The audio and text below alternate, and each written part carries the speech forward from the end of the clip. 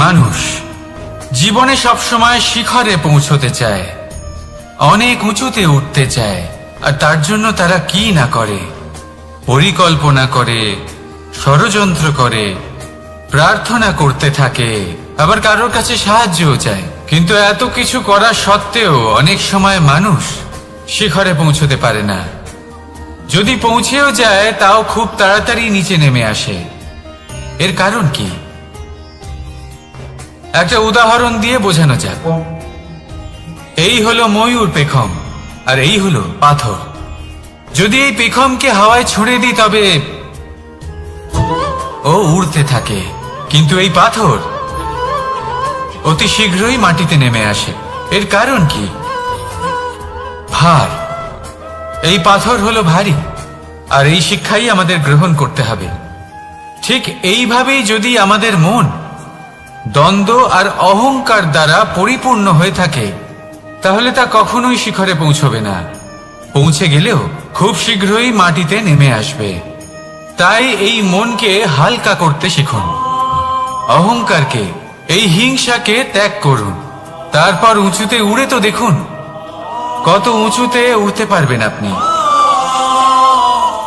আসুন আমার সাথে ভালোবেসে বলুন, রাধা রাধা। মানুষ এক অত্যন্ত বিচিত্র প্রাণী। পরিকল্পনা করে, ষড়যন্ত্র করে, প্রচেষ্টা করে, কাউকে পরাজিত করার চেষ্টাও করে। সাপকে একটা দড়ি মনে করে হাতে চেপে ধরার চেষ্টা করে, কিন্তু একটা কথা বুঝতেই পারে না, সময়ের এই সাপ, এটা হাতে চেপে ধরাই যায় না। আর আপনি যা করবেন তা আবার ফিরে আসবে আপনারই সামনে। দেখুন, এতে কিছুই যায় আসে না যে আপনি কুম্ভকারের পুত্র নাকি কৃষ্ণের পুত্র। যদি আপনি অনুচিত কর্ম করেন তাহলে আপনার সাথেও অনুচিতই হবে। অশুভ কর্ম করলে আপনার সাথেও অশুভই হবে। কুরু বংশ অত্যন্ত মহান বংশ ছিল। এই কুরু বংশ কি হলো তার সাথে? একটা গোটা বংশ বয়ে গেল, কারণ ওনাদের উদ্দেশ্য অশুভ ছিল। অন্যদিকে 5 জন বনবাসী পাণ্ডব মহাভারত বিজয়ী হলেন, কারণ তাদের উদ্দেশ্য শুভ ছিল। তাই মনে রাখবেন, শুভ অগ্নি প্রজ্বলিত করবেন, শুভ তাপ সঞ্চার হবে। অশুভ অগ্নি প্রজ্বলিত করবেন, নরকেই জ্বলতে হবে। তাহলে আসুন আর আমার সাথে ভালোবেসে বলুন, রাধা রাধা। মানুষ জীবনে সবসময় সুখ পেতে চান, কিন্তু এই সুখ, এটা আসলে কি? এই সুখের আসল রূপ কি? আমি বলি, সুখের আসলে 2টি রূপ হয়, বাহ্যিক সুখ, আত্মিক সুখ। আর এটা ঠিক তেমনই হয় যেরকম আমাদের শরীরের সাথে জড়িত ছায়া আর আমাদের শরীরের মধ্যে বসবাসকারী আত্মার। যদি ছায়ার কথা ভেবে দেখেন তাহলে বুঝতে পারবেন, আমাদের শোবার সময় ভোরবেলা এই ছায়া অনেক বড় হয়ে যায়। যখন এই সূর্য মাথার উপরে চলে আসে, তার তাপ বেড়ে যায়, তখন এই ছায়া ছোট হয়ে যায়। আর যেই অন্ধকার নেমে আসে, এই ছায়া আপনার সঙ্গ ত্যাগ করে। এরকমই হয় বাহ্যিক সুখ। আর এবার কথা বলি আমাদের শরীরের মধ্যে বসবাসকারী এই আত্মা। এই আত্মা কখনো আমাদের সঙ্গ ত্যাগ করে না, সব সময় আমাদের সাথে জড়িয়ে থাকে। এরকমই হয় আত্মিক সুখ, যা সব সময় আমাদের সাথে থাকে। আত্মিক সুখ কারোর সেবা করে, আত্মিক সুখ কাউকে সাহায্য করে, আত্মিক সুখ প্রেম বোধের, যা কখনো আমাদের সঙ্গ ত্যাগ করে না। সেখানে বাহ্যিক সুখ, যতক্ষণ আপনি সম্পন্ন কিছু মানুষ এবং সুবিধার সাথে আছে, এই বাহ্যিক সুখ আপনার সাথে থাকবে। সম্পন্নতা চলে গেলে, মানুষজন চলে গেলে, সুখ সুবিধা চলে গেলে, বাহ্যিক সুখও চলে যায়। তাহলে এই আত্মিক সুখ খুঁজে নিন এবং সেই সুখের সাথেই বলুন, রাধা রাধা। আপনি কখনো কোনো সাধারণ পাখি দেখেছেন? যেমন বাবুই। সে কি করে? সে কোনো গাছের ডালে নিজের বাসা বানায়। এবার সেইখানে বাসা বানানো সহজ ব্যাপার, কারণ সামগ্রী আশেপাশেই পাওয়া যায়। কিন্তু সমস্যা হলো আক্রমণ। কোনো সাপ বা অন্য কোনো পশু ওর বাসাতে ওর সন্তানদের ওপর না আক্রমণ করে বসে, এই ভয়ে তার সব সময় থাকে।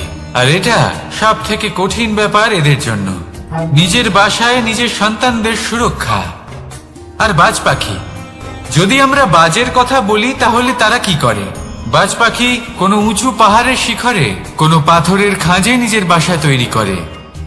এবার ওখানে বাসা বানানো একেবারেই সহজ ব্যাপার নয়, কারণ সামগ্রী আশেপাশে পাওয়া যায় না, দূর থেকে নিয়ে আসতে হয়। কিন্তু সেইখানে আক্রমণের ভয়ও কখনোই থাকে না। এইভাবে উচিত রূপে ও নিজের বাসা রক্ষা করতে পারে, নিজের সন্তানদের রক্ষা করতে পারে।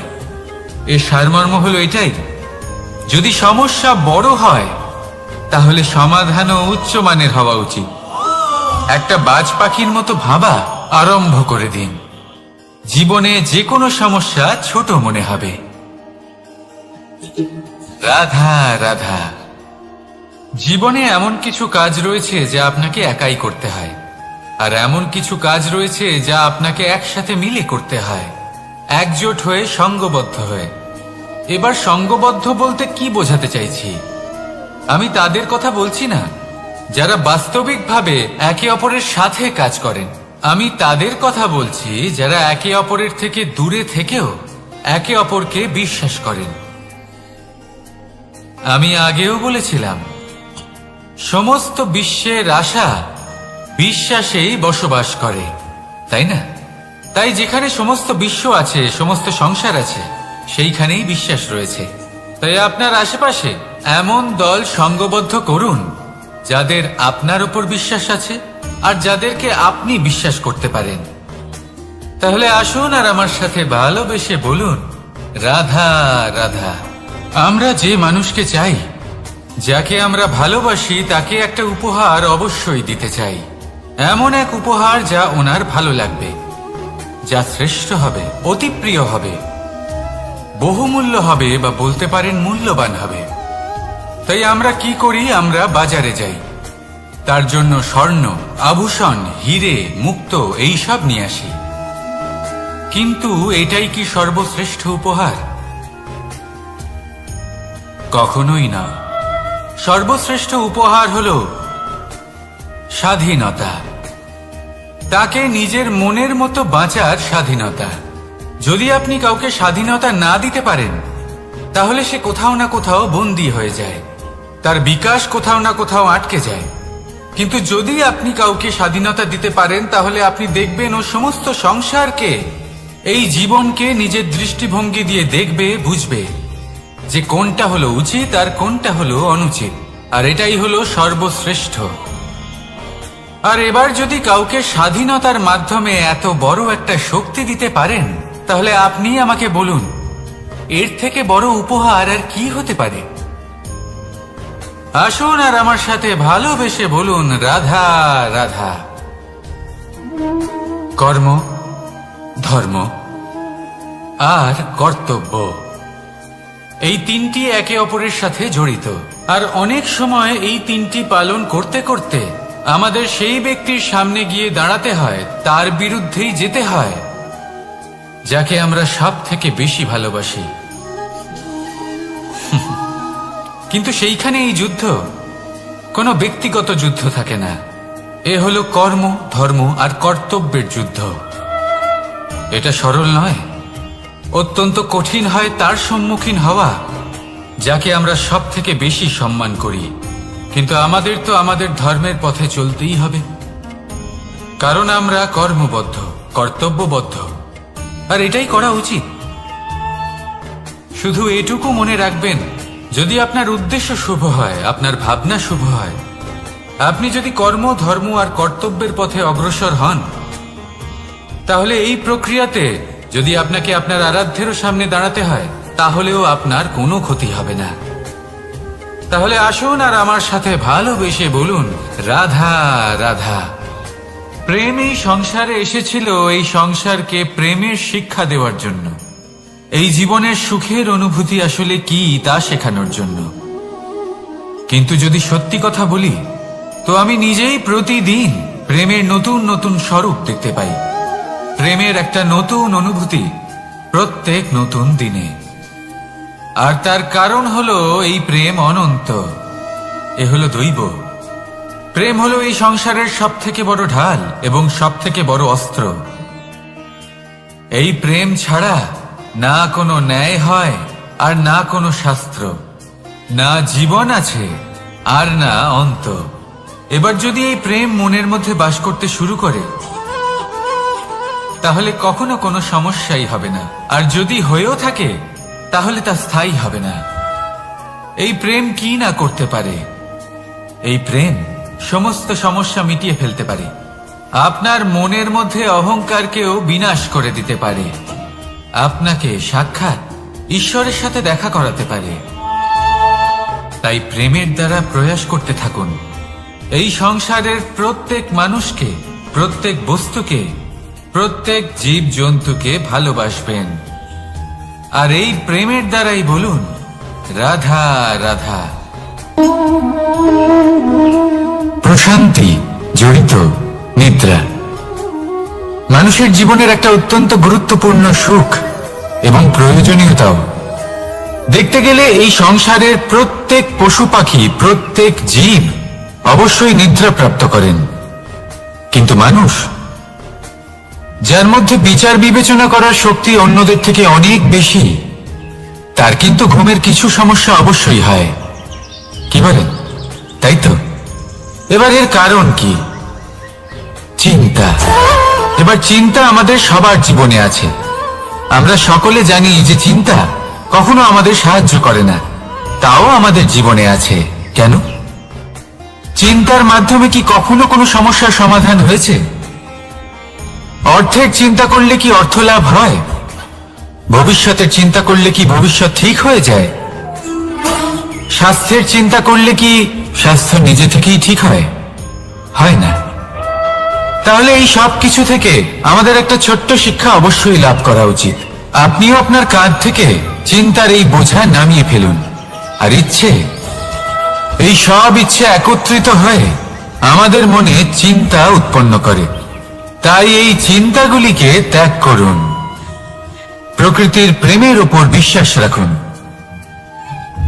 মনে রাখবেন, যিনি চিন্তা মুক্ত হবেন তিনি চিতা মুক্ত হবেন। সুখের নিদ্রা প্রাপ্ত করুন। আর নিদ্রায় যাবার আগে আমার সাথে ভালোবেসে বলুন রাধা রাধা। মহাদেব, সেই দেবতা যিনি মহান, যাকে দেবতাদের দেবতা বলা হয়, যিনি হলেন আমার আরাধ্য। কখনো আপনার মনে এই প্রশ্ন এসেছে যে শিবকেই কেন মহাদেব বলা হয়, অন্য কোনো দেবতাকে কেন বলা হয় না? সেই কারণ মহাদেবের মধ্যে, ওনার মধ্যে এমন এক বিশেষ গুণ রয়েছে যা অন্য কারণ নেই। তা হলো নিঃস্বার্থ হয়ে মানুষের সেবা করা। যদি প্রয়োজন পড়ে, যদি সৃষ্টির পথে বিনাশের কালো মেঘ ছেয়ে থাকে, তখন নিজের প্রাণের চিন্তা না করে হলাহল পান করার জন্য প্রস্তুত থাকেন মহাদেব। আর এই অদ্বিতীয় ত্যাগের জন্যই শিবকে মহাদেব বলে ডাকা হয়। এবার যদি কোনো মানুষও নিঃস্বার্থ ভাবনার দ্বারা নিজেকে অর্পণ করে দেয় এই জগতের কল্যাণের জন্য, মানুষের সেবার জন্য, তাহলে তিনিও মহাপুরুষ, মহামানব হতে পারেন। যদি কেউ অভুক্ত থাকেন, তাহলে নিজের থালা থেকে অর্ধেক খাবার তাকে দিয়ে দিন। যদি কেউ অসুস্থ হন, তাহলে তাকে সেবা করার, চিকিৎসা করার চেষ্টা করুন। এই জীবন শুধু নিজের জন্য নয়, অন্যদের প্রতি, সমস্ত সংসারের প্রতি উৎসর্গ করুন। যদি এইসব মানুষ শিখে যান, তাহলে তিনি মহাদেবের পথে অগ্রসর হতে পারেন। যদি মানুষ নিঃস্বার্থ ভাবনার দ্বারা এই সংসারের সেবা করতে শিখে যান, তাহলে তিনি নিশ্চিত রূপে মহামানব অবশ্যই হতে পারবেন। আসুন আমার সাথে ভালোবেসে বলুন রাধা রাধা। স্বর্ণ, হিরে, মুক্ত, মানিক, এই সব কিছুকে আগে পাথর বলা হতো। তাহলে এমন কি হলো যে এদের রত্ন বলা হয়? আর রত্ন তা বাস্তবে আসলে কি? এটা হলো সেই পাথর যাকে আগে আগুনের তাপ সহ্য করতে হয়েছে, পরখ করা হয়েছে, যাচাই করা হয়েছে, এদের কাটার চেষ্টা করা হয়েছে, কিন্তু তারা কখনোই নষ্ট হয়নি, বরং তারা আরো উদ্ভাসিত হয়েছে, আরো উজ্জ্বল হয়েছে, এই সংসারে আরো প্রকাশ ছড়িয়ে দিয়েছে।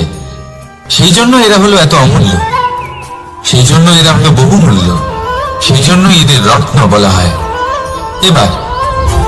এবার মানুষের কাছেও এই নির্বাচনের অধিকার রয়েছে যে আমরা শুধু পাথর হয়ে থাকব নাকি রত্ন হয়ে থাকব। কিভাবে? আমাদের জীবনেও অনেক সমস্যা রয়েছে, বাধা আছে, বিপত্তি আছে। আমরা সেই বাধার তাপে উত্তপ্ত হই, এই সমস্যা আমাদের কাটার চেষ্টা করে। অনেক মানুষ বিভিন্ন পরিস্থিতি আমাদের ভাঙার চেষ্টা করে, কিন্তু আমাদের নষ্ট হলে চলবে না। যেভাবে এই রত্ন সমস্যার সম্মুখীন হয়ে পাথর থেকে রত্ন হয়েছে, সেইভাবেই আমাদেরও আমাদের সমস্যার সম্মুখীন হয়ে রত্ন হয়ে উঠতে হবে, এই সংসারে প্রকাশের স্রোত হয়ে উঠতে হবে। তাহলে এটাই করুন আর আমার সাথে ভালোবেসে বলুন, রাধা রাধা। সংসারে সব থেকে বড় শক্তি আসলে কি? কেউ বলবেন শারীরিক শক্তি, কেউ বলবেন অস্ত্রের শক্তি, কেউ বলবেন জ্ঞানের শক্তি। ঠিক আছে, কিন্তু যদি আমি বলি সংসারের সব থেকে বড় শক্তি হলো শক্তি কোনো এক তথ্যের, আগে হ্যাঁ, তথ্য। এই তথ্য নিজেই কিন্তু খুব শক্তিশালী, অত্যন্ত শক্তিশালী অস্ত্র হলো এই তথ্য। আর সত্যি বলতে অনুচিত তথ্যের থেকে অনেক বেশি ঘাতক হলো অসম্পূর্ণ তথ্য। যেরকম আজ শাম্ব রুক্মির সাথে করেছে, ওকে অসম্পূর্ণ তথ্য দিয়েছে, তার ফলে বিনাশ হলো। যদি এইভাবেই আপনার কাছেও কোনো অসম্পূর্ণ তথ্য আসে, আর যদি আপনি তা পরখ না করে দেখেন, যাচাই না করে দেখেন, আর নিজের কর্ম করেন, তাহলে উত্থানের বদলে আপনি পতনের সম্মুখীন হবেন, বিকাশের বদলে আপনার বিনাশ হয়ে যাবে। মনে রাখবেন একটা অত্যন্ত গুরুত্বপূর্ণ কথা, সঠিক তথ্য পাওয়া সঠিক তথ্য দেওয়ার থেকে অনেক বেশি গুরুত্বপূর্ণ। আশা করি এই কথা আপনি বুঝেছেন। জীবনে যখনই কোনো তথ্য আপনি পাবেন, সেই বিষয়ে ভেবে দেখুন, পরখ করে দেখুন, যাচাই করুন, তারপর নিজের কর্ম করুন। আর আমার সাথে ভালোবেসে বলুন, রাধা রাধা। ধর্ম এবং প্রেম, এই দুই হলো একই মুদ্রার দুই পিঠ। যদি এদের মধ্যে কোনোটা নষ্ট হয়ে যায়, তাহলে দ্বিতীয়টাও থাকে না। কখনো ভেবেছেন এমন কেন হয়? তার জন্য আগে আপনাকে বুঝতে হবে যে ধর্ম আসলে কি। ধর্ম সেটাই যা এই সংসারের প্রত্যেক মানুষকে একে অপরের সাথে সুখ এবং শান্তিতে থাকতে প্রেরণা যোগায়।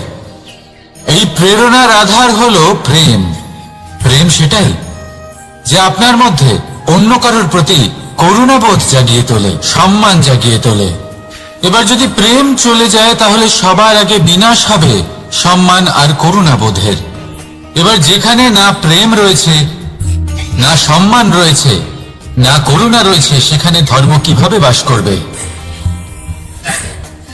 অশুভ ইচ্ছে জাগ্রত হয়ে ওঠে, ক্রোধ জাগ্রত হয়ে ওঠে, অহংকার জাগ্রত হয়ে ওঠে, আর তারপর আরম্ভ হয় অধর্মের।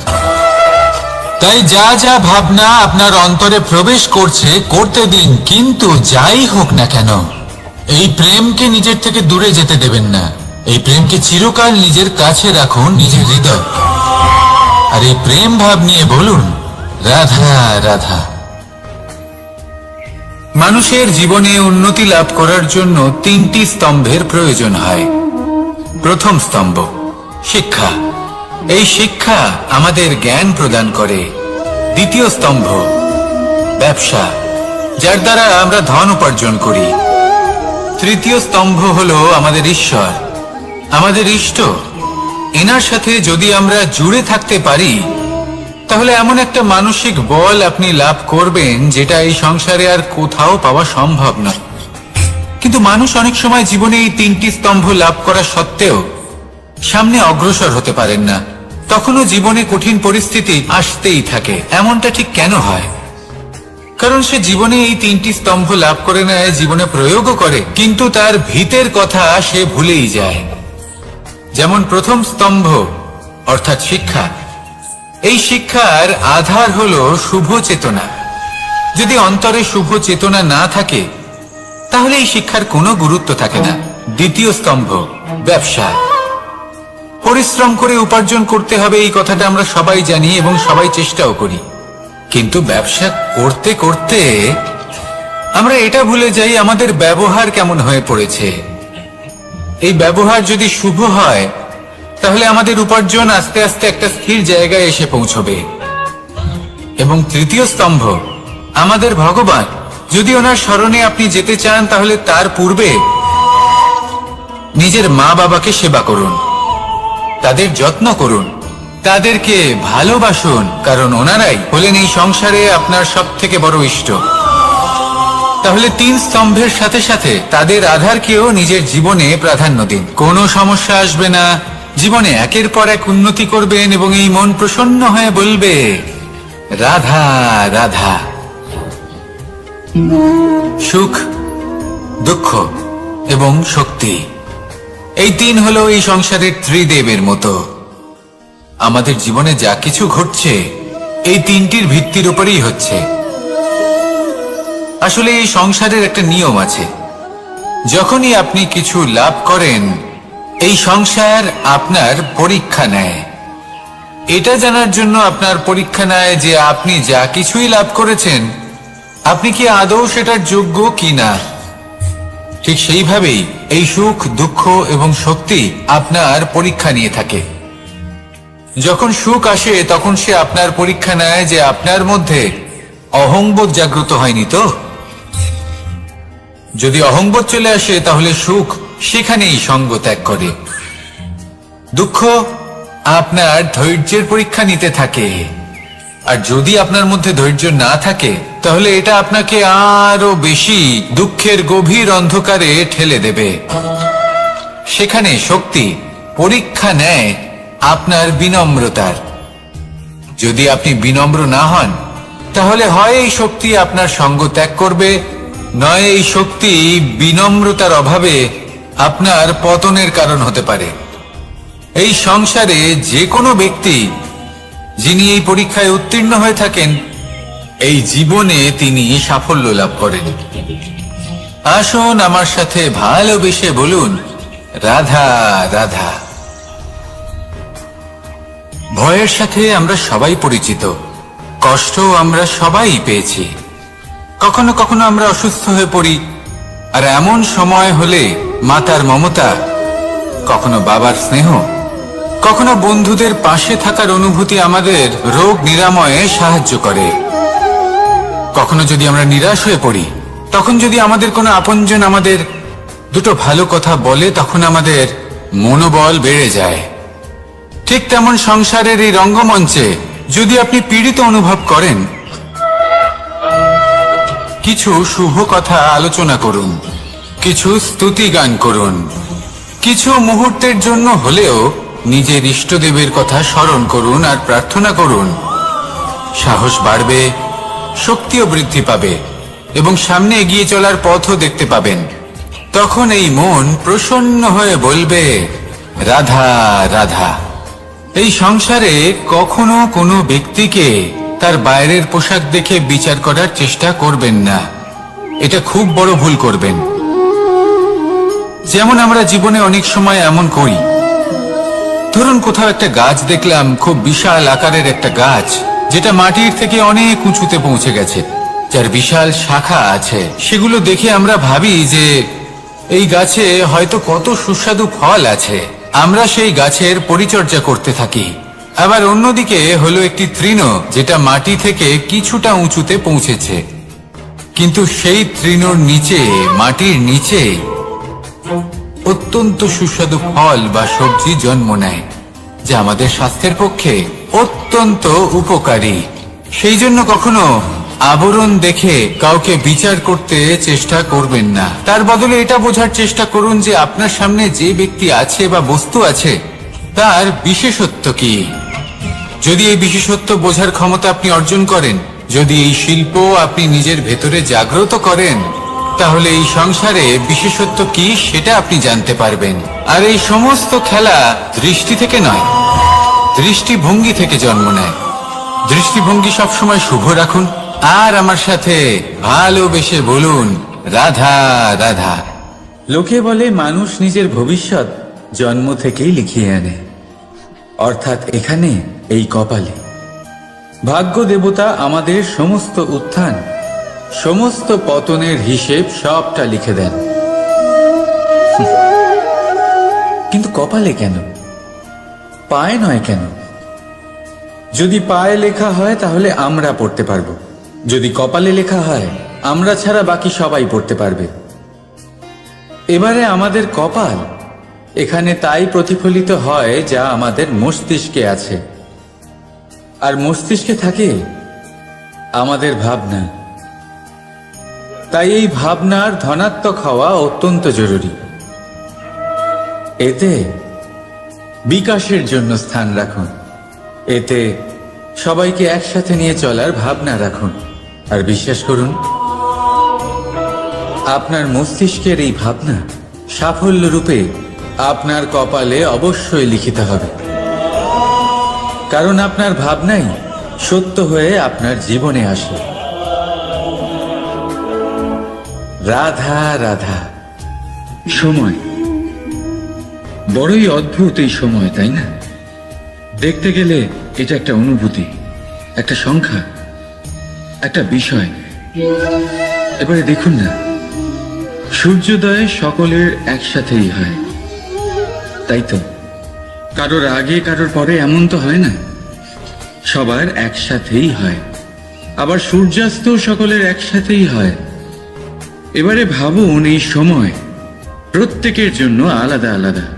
কারোর জন্য এই সময় ভালো, আবার কারোর জন্য এই সময়ই খারাপ।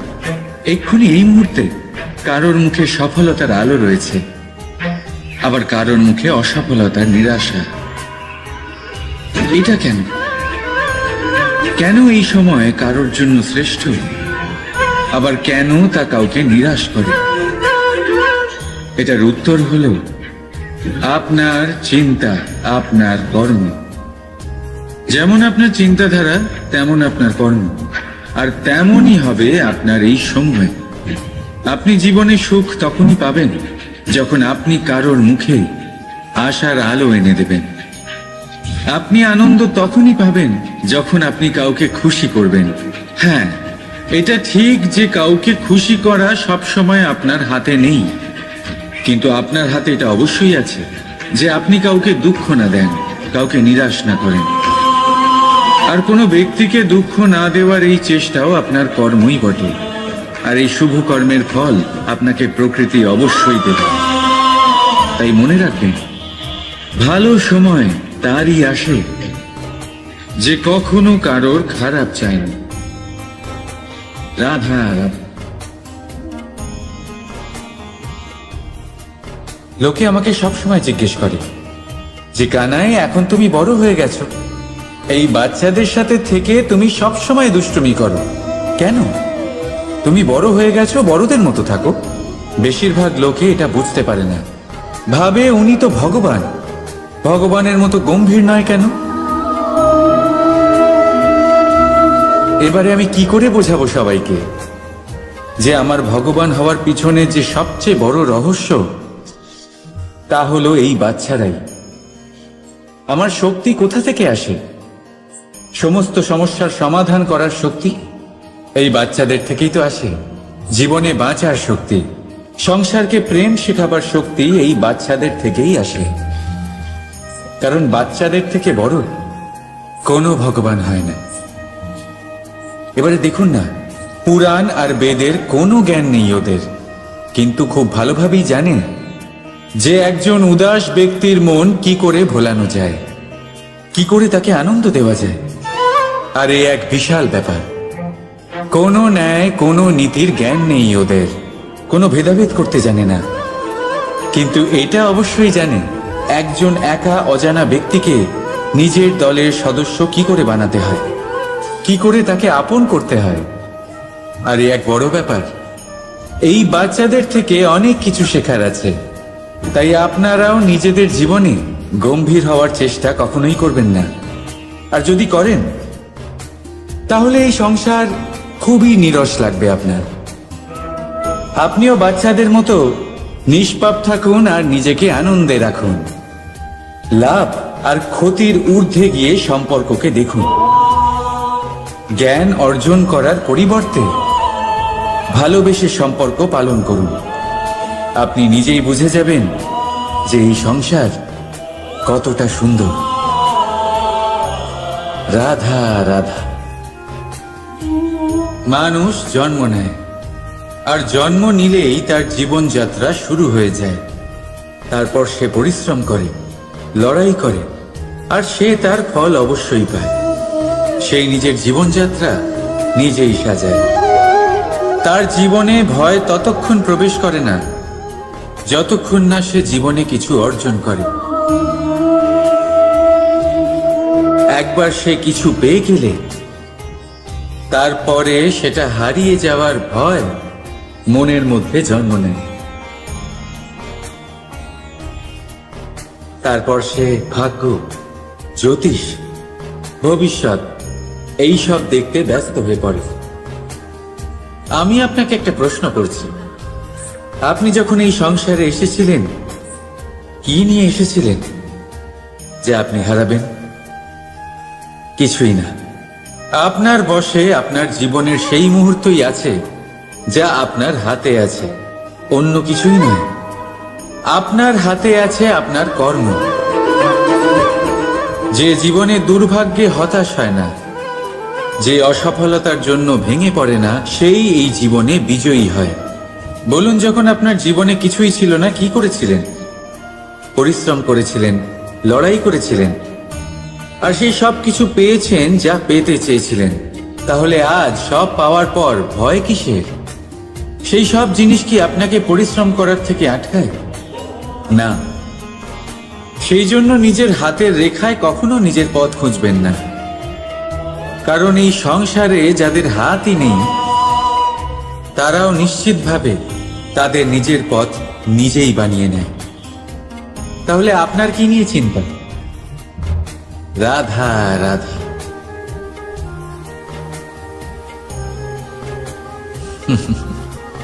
সময়, এই সময় না কোনো ব্যক্তি, না জীব, না বস্তু, তাও সময় জীবিত থাকে।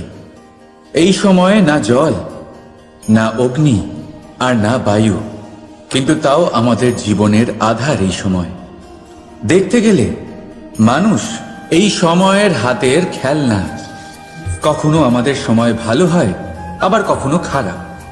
কেউ সময় আসার প্রতীক্ষা করে, আবার কেউ সময় যাওয়ার প্রতীক্ষা করে, কিন্তু এই সময় কারোর হাতে ধরা দেয় না।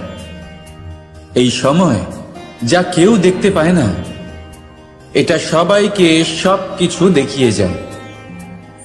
দেখিয়ে যায় যে আপন কে আর পর কে, আমাদের শুভাকাঙ্ক্ষীকে আর ক্ষতি কে চায়, আমাদের মিত্রকে আর আমাদের শত্রুকে। এই সময় আপনাকে দেখায় যে আপনি কতটা শক্তিশালী, সেই সময় আপনাকে দেখিয়ে যাবে আপনি কতটা দুর্বল। এই সময় সব কিছু দেখিয়ে যায়। তাই এই সময় যা এতটা শক্তিশালী, তা আমরা নষ্ট কেন করি?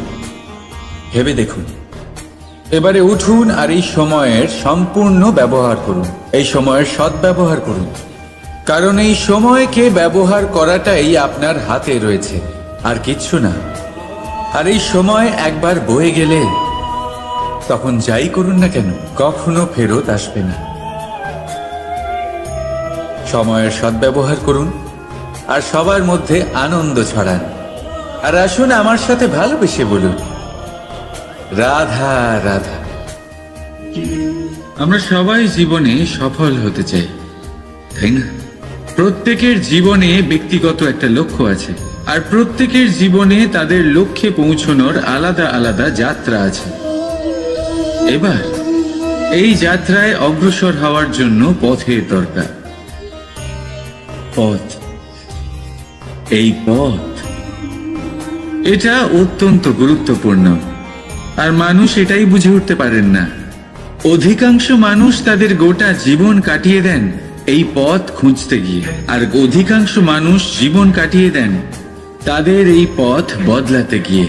কিন্তু এভাবে সাফল্য অর্জন করা যায় না। এবারে আপনারা জিজ্ঞেস করবেন কি করে সাফল্য লাভ করবেন। এই সফলতা তিনি অর্জন করেন যে তার পথ নিজেই তৈরি করেন। দেখুন, যত শক্তি আর যত সময় আপনি পথ খুঁজতে আর বদলাতে গিয়ে নষ্ট করবেন, তার থেকে কম সময় এবং শক্তির দ্বারা আপনি নিজের পথ নিজেই বানাতে পারবেন, নিজের লক্ষ্যে পৌঁছতে পারবেন। সেই জন্য বারবার আপনার পথ বদলাবেন না, খোঁজাখুঁজি করবেন না। নিজের এই যাত্রায় নিজের পথ নিজেই তৈরি করুন, আর যত তাড়াতাড়ি সম্ভব নিজের লক্ষ্যে পৌঁছে যান। রাধা রাধা। আপনি ওই কথাটা নিশ্চয়ই শুনেছেন, যখন ভগবান একটা দরজা বন্ধ করেন তখন অন্যদিকে অনেক দরজা খুলে দেন। এবার এই দরজা, এই সমস্ত পথ আমরা দেখতে পাই না, অনেক সময় আমরা বুঝতে পারি না, হারিয়ে যায় সব। কখনো কখনো মনে হয় যে এই কথাটাই মিথ্যে, কিন্তু আসলে তা তো নয়। তাহলে হারিয়ে যায় কেন? কারণ আমরা সময় নষ্ট করি এই দরজার দিকে তাকিয়ে থেকে।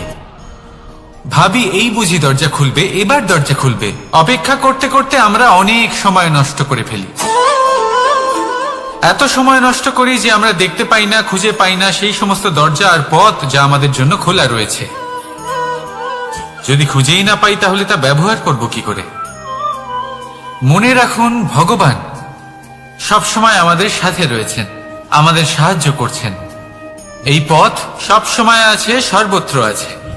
দরকার রয়েছে শুধুমাত্র দৃষ্টির, দৃষ্টিভঙ্গি এবং ভাবনার। এই দৃষ্টিকে বিস্তৃত করুন, এই দৃষ্টিভঙ্গিকে ধনাত্মক করে তুলুন, আর এই ভাবনা, এর সীমা একটু বাড়িয়ে তুলুন। তারপর দেখবেন সব খুঁজে পাবেন। আসলে কি, এই যে ঈশ্বর, এই যে পরমাত্মা, তা আমাদের সাথে রয়েছে, আমাদের মনের মধ্যে রয়েছে।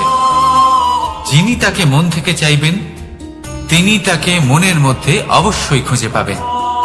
যদি উনি মন থেকে চান পথ খুঁজে পেতে, তাহলে তিনি অবশ্যই পথ খুঁজে পাবেন। তাহলে আসুন আমার সাথে ভালোবেসে বলুন, রাধা রাধা। ধর্ম, আমরা সকলে ধর্মের বিষয়ে কথা বলি, কখনো নিজের ধর্মের বিষয়, আর কখনো অন্যের ধর্মের বিষয়। কখনো আমরা অধর্ম দেখলে সেই বিষয়ে কথা বলি। অনেক রকম আলোচনা হয়, কিন্তু এই ধর্ম আসলে কি, সেটা কি কেউ বোঝে? যদি আমি আপনাকে উত্তর দিই, এই উত্তর সরল। ধর্ম হলো তাই যা মানুষকে অন্য মানুষের সাথে সমস্ত পিতা সবসময় চান যেন তিনি তার শক্তি পুত্রকে। আসুন আপনাকে সহজে বোঝাই। যদি আপনি সুপাত্র হন আর আপনাকে শক্তি দেওয়া হয়, তাহলে আপনি সেই শক্তির গুরুত্ব বুঝবেন, কোথায় সেই শক্তি প্রয়োগ করা উচিত সেটা বুঝবেন। আর এটা যেহেতু অর্জন করা শক্তি হবে, সেই শক্তির অপব্যবহার হবে না। কিন্তু যদি এই আপনি কুপাত্র হন আর যদি আপনাকে এই শক্তি দেওয়া হয়, তাহলে কি হবে? দেখতে গেলে এই শক্তি আপনি দান হিসেবে পেয়েছেন, তাই না আপনি এই শক্তির গুরুত্ব বুঝবেন, আর না এর প্রয়োগ আপনি জানবেন। তার অপব্যবহার হওয়া সুনিশ্চিত। তাই যদি আপনি কোনো শক্তি অর্জন করতে চান, তাহলে আগে তার যোগ্য হয়ে উঠুন। পুত্র নয়, পাত্র হয়ে উঠুন। আর আমার সাথে ভালোবেসে বলুন, রাধা রাধা।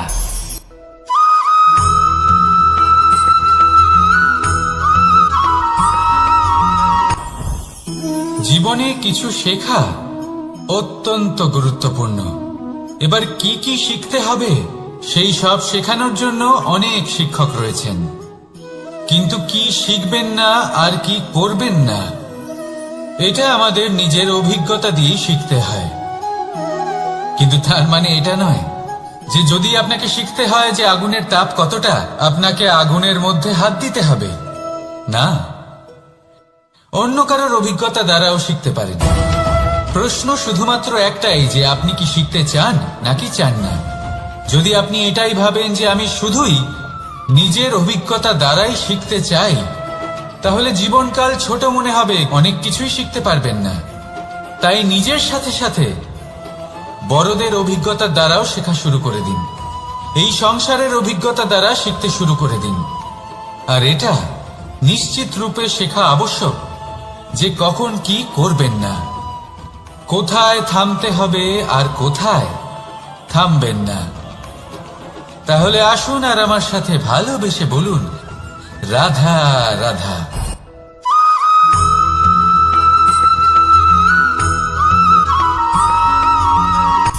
সূচের শেষে একটি ছিদ্র থাকে যার দ্বারা আমরা এই সুতো পরাতে পারি, আর তারপর সূচের সাহায্যে এই সুতো দিয়ে বস্ত্র সেলাই করা যায়।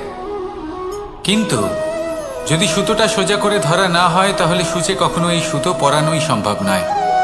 যদি এতে কোনো গিঁট পড়ে তখন তা কখনোই এই ছিদ্র দ্বারা প্রবেশ করা সম্ভব নয়। ঠিক এইভাবেই যদি আপনি কারোর জীবনে প্রবেশ করতে চান, কারোর অন্তরে প্রবেশ করতে চান, তাহলে আপনাকেও সহজ থাকতে হবে।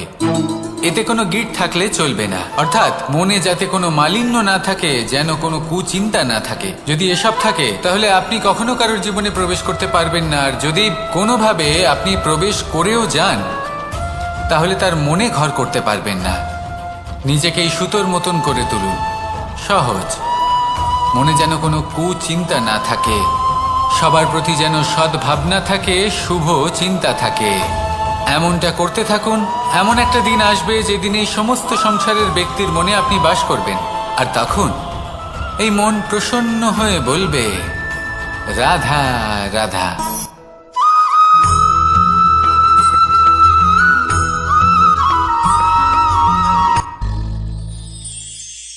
শিশিরের বিন্দু পাতার ওপর পড়ে আর তার গায়ে লেগে থাকে।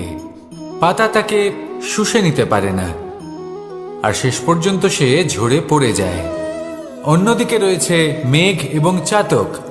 এদের মধ্যে অনেক দূরত্ব থাকে। মেঘ থাকে আকাশে আর চাতক থাকে ধরিত্রীতে।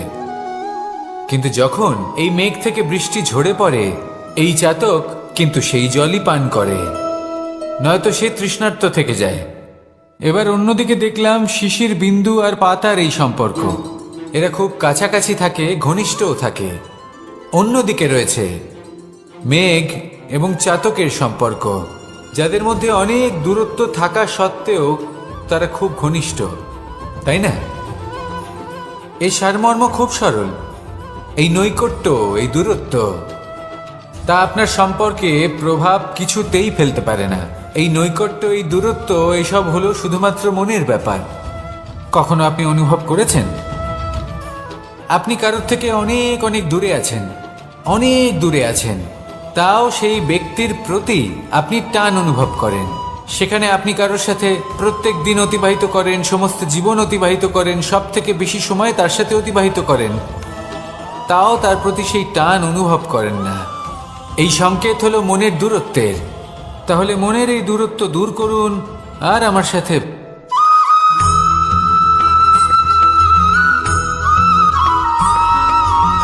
এই সংসারে সব থেকে বড় ব্যক্তি কে?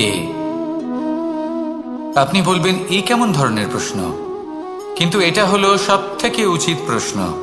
কেউ এর উত্তর দেবে যে সেই মহাপ্রতাপী রাজা, তিনি হলেন সব থেকে বড় ব্যক্তি, সেই বড় রাজনীতিবিদ, তিনিই সব থেকে বড় ব্যক্তি। আমি আপনাকে জানাই যে সংসারের সব থেকে বড় ব্যক্তি হলেন তিনি, যার সাথে দেখা করলে আপনি নিজেকে ছোট মনে করবেন না। কোনো ব্যক্তি যিনি সব থেকে বেশি শক্তিশালী, আপনি যদি তার সামনে যান তাহলে উনি আপনার অন্তরের শক্তিকে বাইরে বের করে আনবে, আপনার অন্তরের লুকিয়ে থাকা শক্তিকে জাগ্রত করতে প্রেরণা প্রদান করবে। তিনি হলেন বড় ব্যক্তি, তিনি হলেন মহান ব্যক্তি। তিনি নন যিনি নিজের বল এবং ঐশ্বর্য দ্বারা আপনাকে তার সামনে ছোট প্রমাণ করবেন। এবং সেই জন্য মহাদেব আমার আরাধ্য হলেন আমার খুব প্রিয়। কারণ রাজা হোক বা ফকির, কেউ যদি ওনার সামনে যান তাহলে সে নিজেকে ছোট মনে করেন না। আপনিও যদি জীবনে অনেক বড় হতে চান তাহলে কাউকে কখনো নিজেকে ছোট মনে করতে দেবেন না। তার অন্তরে বড় হয়ে ওঠার প্রেরণা প্রদান করুন। আসুন আমার সাথে ভালোবেসে বলুন, রাধা রাধা।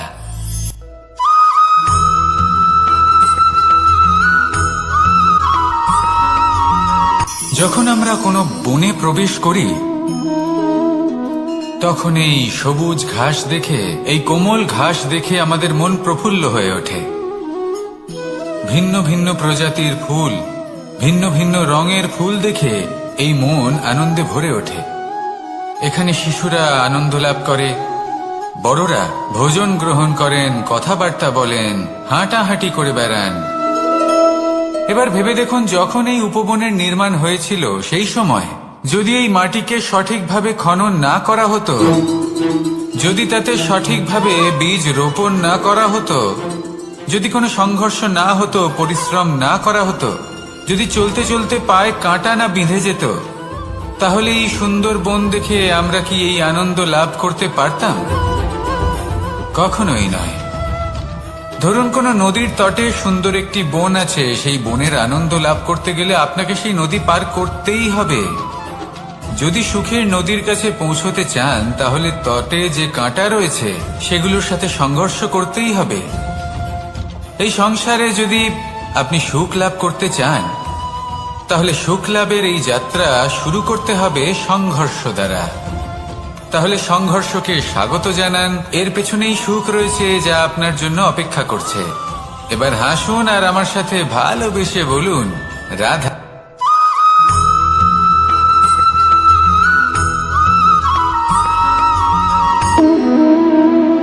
সম্পর্ক হলো আমাদের জীবনের একটি আধার। কিছু সম্পর্ক এমন যা আমরা জন্মসূত্রে লাভ করি, যেমন পরিবার, মা, বাবা। কিছু সম্পর্ক আছে যা আমরা জীবনে অর্জন করে থাকি, তা সে প্রেমের হোক, স্নেহের হোক বা বন্ধুত্বের। এই সকল সম্পর্ক লাভ করার বা গড়ে তোলার 5টি ধাপ রয়েছে। প্রথম ধাপ, কোনো ব্যক্তির সাথে আলাপ হওয়া, তার সাথে কথা বলা বা তাকে দেখা। দ্বিতীয় ধাপ, সে ব্যক্তিকে আমাদের ভালো লাগা। তৃতীয় ধাপ, আমাদের এটা চাইতে শুরু করা যে জীবনে এই ব্যক্তি যেন আমাদের বন্ধু হন, আমাদের জীবনে থাকেন, বা আমাদের কাউকে ভালোবেসে ফেলা আর এটা আমাদের ভাবা বা চাওয়া যে সেই ব্যক্তি যেন আজীবন আমার সাথে থাকেন, আমার জীবনে আমার সাথী হয়ে। চতুর্থ ধাপ, লাভ করা। এবার এই ধাপটি অনেক মানুষের পক্ষেই খুবই সরল হয়, বড়ই সরলভাবে নিজেদের সঙ্গীকে লাভ করে থাকে।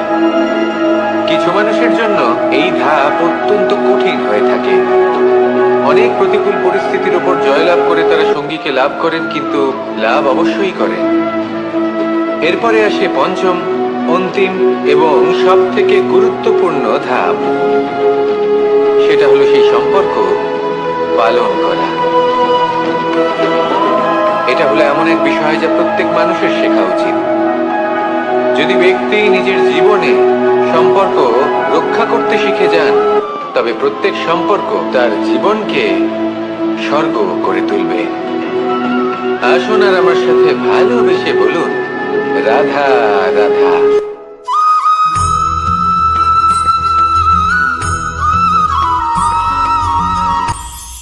এটা হলো ধান গাছ। এর থেকে যে চাল উৎপন্ন হয় তা মানুষ গ্রহণ করেন। আর এটা কি? এ হলো জংলি ঘাস। একবার ভেবে দেখুন, যদি এই জংলি ঘাস ধান গাছের আশেপাশে থাকে তাহলে কি হবে? ধান উৎপন্ন হতে পারবে? তা উৎকৃষ্ট হতে পারবে? আমরা কি তা গ্রহণ করতে পারবো? কখনোই নয়। এই জংলি ঘাস ধানকে নষ্ট করে দেবে, কিন্তু নিজে জীবিত থাকবে। এটাই হলো আজকের শিক্ষা। এই সংসারে যদি আপনি নীতির পথে চলতে চান, উচিত কর্ম করতে চান, সংসারকে সেবা করতে চান, তাহলে জংলি ঘাসের মতো ব্যক্তিদের থেকে সবসময় দূরে থাকতে হবে। সেই ব্যক্তি যারা দুর্নীতি এবং মিথ্যা দ্বারা পরিপূর্ণ, যাদের ব্যবহার অশুভ, যাদের অনেক অশুভ গুণ রয়েছে, তারা সঠিক নয়। সেই সকল ব্যক্তি যাদের চরিত্র অত্যন্ত দুষ্ট হয়, তারা হয় শুভ চরিত্রের ব্যক্তিকে একদম নষ্ট করে দেয়, নয় নিজের মতো বানিয়ে তোলে। তাই যদি আপনি নীতির পথে চলতে চান, এই সংসারের জন্য শুভ কর্ম করতে চান, তাহলে সেই সঙ্গ লাভ করুন যে সঙ্গ জ্ঞানে পরিপূর্ণ, যাদের মধ্যে অনেক গুণ আছে, যাদের থেকে প্রতিদিন কিছু শিখতে পারবেন।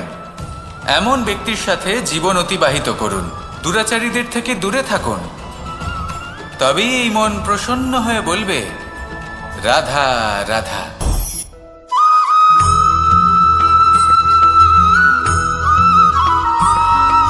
মানুষের একটি সমস্যা আছে যে মানুষ সাফল্যকে মাপতে থাকেন, লক্ষ্যপ্রাপ্তিকে মাপতে থাকেন এবং তার তুলনা করতে থাকেন যে ও এত কিছু পেল আর আমি পেলাম না, ওর কাছে এত কিছু আছে কিন্তু আমার কাছে নেই। এই তুলনা করার জন্য ওনারা দুঃখী হয়ে পড়েন, নিরাশ হয়ে পড়েন। তাই আমি একটা প্রশ্ন করছি যে এটা কি উচিত? এই সংসারে আপনি কি নিয়ে তুলনা করবেন, যেখানে সূর্যদেব চন্দ্রমা দুজনেই আছেন, দুজনেই হলেন বিশেষ, দুজনেই নিজ নিজ সময়ে উদিত হন। এদের মধ্যে একজন না থাকলে তাহলে আমাদের জীবন কঠিন হয়ে পড়বে। ঠিক সেইভাবেই আপনি যদি একটা বড় রেখা অঙ্কন করেন, তাহলে অন্য রেখাটি ছোট হয়ে পড়ে না, সে তেমনই থাকে যেমনটা সে ছিল। আপনার অস্তিত্ব কখনো ছোট বা বড় হতে পারে না। শুধু তুলনা করার জন্য আপনার এটা মনে হতে পারে। যদি আপনি যুদ্ধ করতে চান, আপনার তলোয়ারের প্রয়োজন পড়বে। যদি বস্ত্র তৈরি করতে চান, এত বড় তলোয়ার দিয়ে কিছুই হবে না, তখন প্রয়োজন পড়বে একটা ছোট্ট সূচের। তাই তুলনা করবেন না, না নিজেকে ছোট মনে করবেন, না অন্য কাউকে। সবার সাথে সহযোগিতা করুন, আর যদি তুলনা করতেই হয় নিজের সাথে করুন, যে কাল আমি কেমন ব্যক্তি ছিলাম, আজ কি তার থেকে শ্রেষ্ঠ হয়ে উঠতে পেরেছি। ভেবে দেখুন ভবিষ্যতে গিয়ে আপনি কতটা শ্রেষ্ঠ ব্যক্তি হতে পারেন। আসুন আমার সাথে ভালোবেসে বলুন, রাধা রাধা।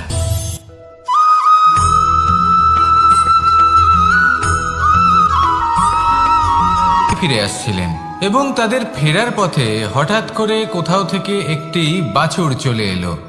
এই দুই বোন ভয়ভীত হয়ে গেলেন, আর তাদের হাত থেকে সেই আটা পড়ে গেল, মাটিতে মিশে গেল।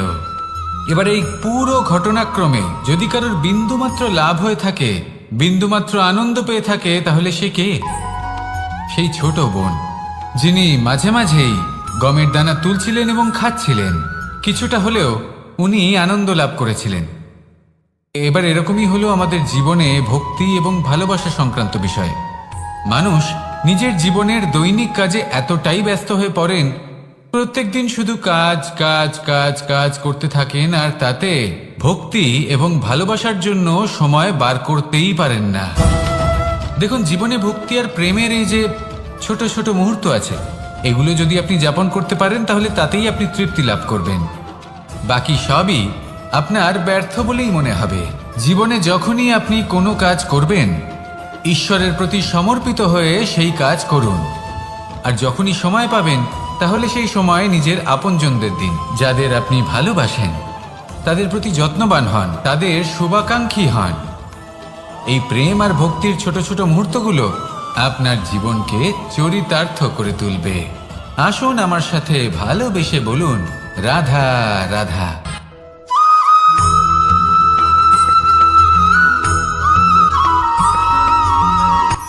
এই সংসারে সাফল্য লাভ করার জন্য জ্ঞানের প্রয়োজন হয়, পরিশ্রমের প্রয়োজন হয়, দৃঢ় নিষ্ঠার প্রয়োজন হয়, নিরন্তর চেষ্টা করা প্রয়োজনীয়। কিন্তু আরো কিছু আছে যা অত্যন্ত প্রয়োজনীয় এবং গুরুত্বপূর্ণ। তা হলো ভালো বন্ধু। তাদের থাকা অত্যন্ত প্রয়োজনীয়। যদি ভালো বন্ধু থাকে, তাহলে সময় এলে তারা ঢাল হয়ে আপনাকে সুরক্ষা করবেন। সময় এলে অস্ত্রের মতো শত্রুকে সংহারও করবেন। যদি তিনি জ্ঞানী হন, তাদের মধ্যে সদ্গুণ থাকে, তাহলে এই সব গুণ আপনার মধ্যেও প্রবেশ করবে। তাহলে সাফল্যের জন্য ভালো বন্ধু পাওয়া অত্যন্ত প্রয়োজনীয়। কিন্তু শুধু বন্ধু কেন, ভালো শত্রুও থাকা প্রয়োজনীয়। এবার আপনি ভাববেন, আমি কি বললাম? যদি আপনার জীবনেও ভালো অর্থাৎ শক্তিশালী শত্রু থাকে, তাহলে আপনিও শক্তিশালী হতে থাকবেন। এই শত্রু আপনাকে প্রেরিত করবে আরো বেশি শক্তিশালী হয়ে ওঠার। কখনো কোনো হরিণকে দেখুন, তীব্র গতিতে দৌড়তে থাকে। কেন তীব্র গতিতে দৌড়য়? এই কারণে নয় যে কোথাও তার জন্য মধুর ঘাস অপেক্ষা করে রয়েছে, না, সে এই কারণে তীব্র গতিতে দৌড়য় কারণ সেটা না করলে তার পেছনে একটি সিংহ আছে যে ওকে নিজের ভোজন করে ফেলবে। তাই জীবনে বিপদ, সংকট এই সব কিছুও হলো অত্যন্ত গুরুত্বপূর্ণ। তার সম্মুখীন হতে শিখুন আর আমার সাথে ভালোবেসে বলুন, রাধা রাধা।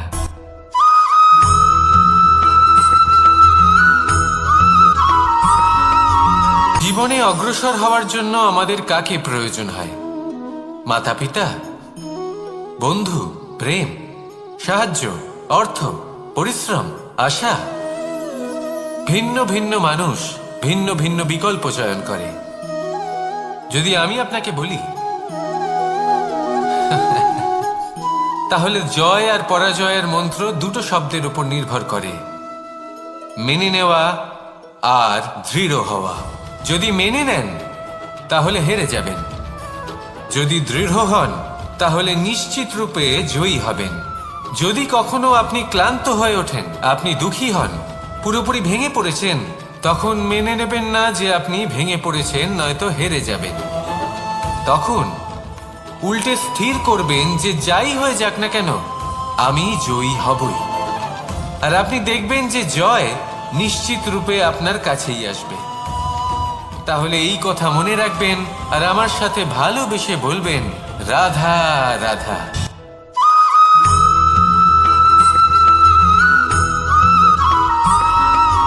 জীবনে যখন কোনো ব্যক্তি নিজের লক্ষ্য প্রাপ্তির জন্য নিরন্তর পরিশ্রম করতে থাকেন, চেষ্টা করতে থাকেন, তখন তিনি কষ্ট অনুভব করেন। কখনো শারীরিক কষ্ট, কখনো মানসিক কষ্ট। এবার উনি এটা ভাবতে থাকেন যে আমি কি উচিত করছি নাকি অনুচিত করছি। কারণ অন্যদিকে এমন একজন ব্যক্তিও আছেন যিনি একদমই পরিশ্রম চেষ্টা করছেন না।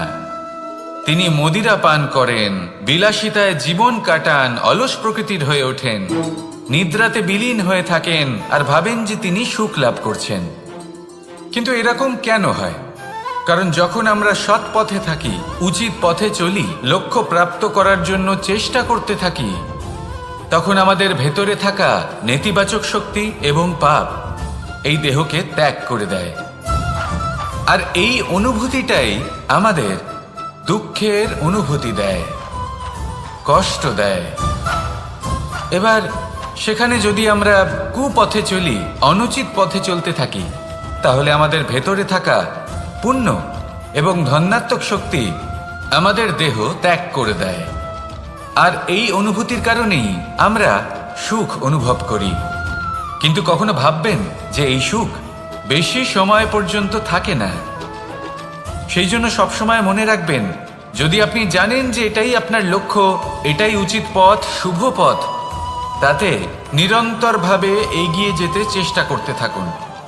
এই কষ্ট আপনাকে সুখের পরাকাষ্ঠায় কখন পৌঁছে দেবে তা আপনি জানতেই পারবেন না। আসুন আমার সাথে ভালোবেসে বলুন, রাধা রাধা।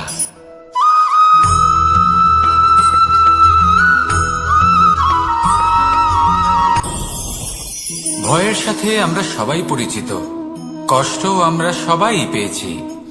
কখনো কখনো আমরা অসুস্থ হয়ে পড়ি, আর এমন সময় হলে মাতার মমতা, কখনো বাবার স্নেহ, কখনো বোন। আপনি আপনার লক্ষ্য অবশ্যই খুঁজে পাবেন, আর তার সাথে নিজের অন্তরের যে মালিন্য রয়েছে তা আপনি নিজেই নিজের থেকে দূরে করে দেবেন। তাহলে আসুন আর আমার সাথে ভালোবেসে বলুন, রাধা রাধা।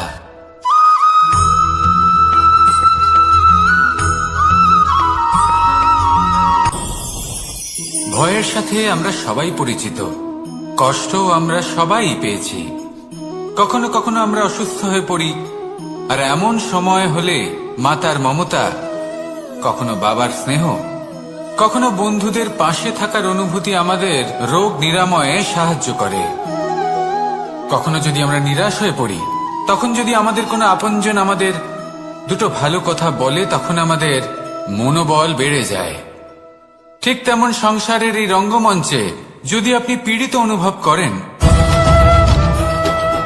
কিছু শুভ কথা আলোচনা করুন, কিছু স্তুতি গান করুন, কিছু মুহূর্তের জন্য হলেও নিজের ইষ্টদেবের কথা স্মরণ করুন আর প্রার্থনা করুন। সাহস বাড়বে, শক্তিও বৃদ্ধি পাবে এবং সামনে এগিয়ে চলার পথও দেখতে পাবেন। তখন এই মন প্রসন্ন হয়ে বলবে, রাধা রাধা।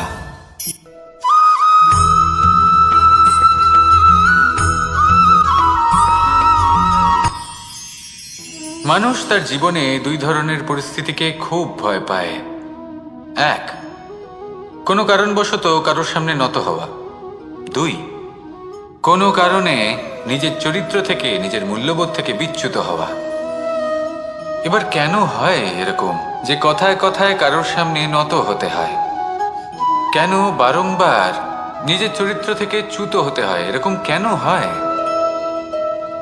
এটা তখনই হয় যখন আমাদের শিক্ষা এবং মূল্যবোধের অভাব থাকে। যদি মানুষের মধ্যে প্রকৃত শিক্ষা থাকে তাহলে এই সংসারে কোনো সময় এবং কারোর সামনেই নত হওয়ার কোনো প্রয়োজন নেই। যদি মানুষের মধ্যে মূল্যবোধ থাকে তাহলে তাকে নিজের মূল্যবোধ বা চরিত্র থেকে বিচ্যুত হতে হয় না, তা সে যাই হয়ে যাক না কেন। কোনো বালককে যদি জন্ম থেকেই সুশিক্ষার অধিকারী করা হয়, শিক্ষিত করা হয়, মূল্যবোধের অধিকারী করা হয়, তবে সে এই সংসারে এমন কর্ম করবে যাতে সে নিজেকে, নিজের পরিবারকে, সমগ্র সমাজকে গর্বিত করতে পারে। শিক্ষা লাভ করুন, মূল্যবোধ লাভ করুন এবং আমার সাথে ভালোবেসে বলুন, রাধা রাধা।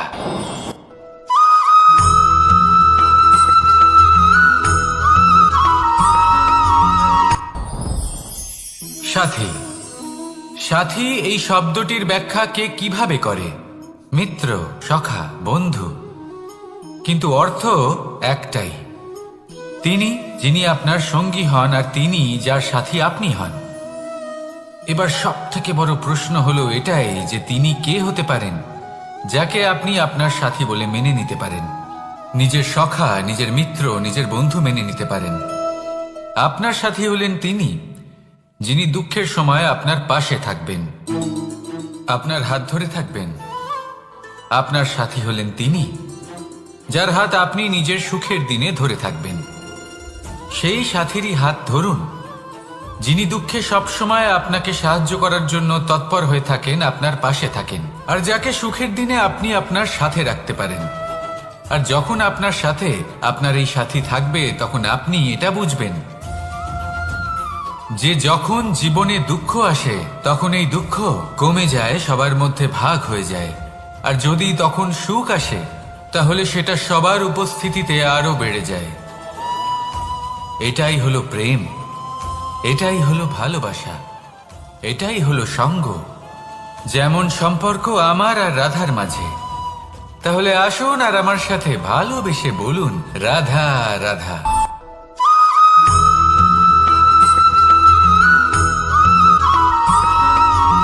কখনো কখনো আমরা ভাবি যে কোনো ব্যক্তি যিনি ধর্মের পথে চলেছেন, যদি তার দ্বারা কোনো ভুল হয়ে থাকে তাহলে নিয়তি তাকে সেই মুহূর্তেই কঠোর শাস্তি দেন। কিন্তু সেই সব মানুষ যারা সংসারের সব থেকে বড় অধর্মী, বহু নিকৃষ্ট মানের কাজ করেন, তাদের নিয়তি অনেক সুযোগ দেন। তাদের নিয়তি এরকম কঠোর প্রহার করেন না। এই ভাবনা কখনো না কখনো মনে আসেই। ভেবে দেখুন কেন? আসলে জীবনকে বেশিরভাগ মানুষ একভাবেই দেখে থাকেন, বিভিন্ন স্তরে একে দেখা উচিত। এবার আপনি বলুন, এই সংসারে কোনো অধর্মী কখনো প্রেরণার উৎস হতে পারেন? কখনোই নয়।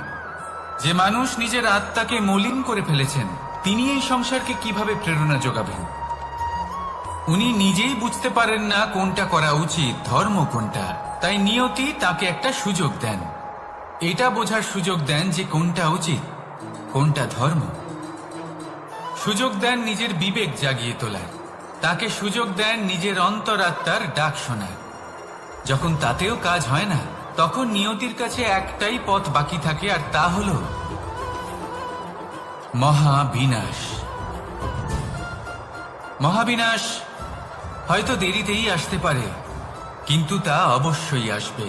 আর যখন মহাবিনাশ আসে তখন মহাবিনাশের যন্ত্রণা সমগ্র মানব জীবনের যন্ত্রণার থেকে অনেক বেশি হয়। এই কথাটা সবসময় মনে রাখবেন। আর অন্যদিকে যে মানুষ ধর্মের পথে চলছেন তার দ্বারা যদি কোনো ভুল হয়ে থাকে তখন নিয়তি তার পরীক্ষা নেন। কিছুক্ষণের জন্য মানুষের মনে হতে পারে নিয়তি তাকে কঠোর শাস্তি দিয়েছেন,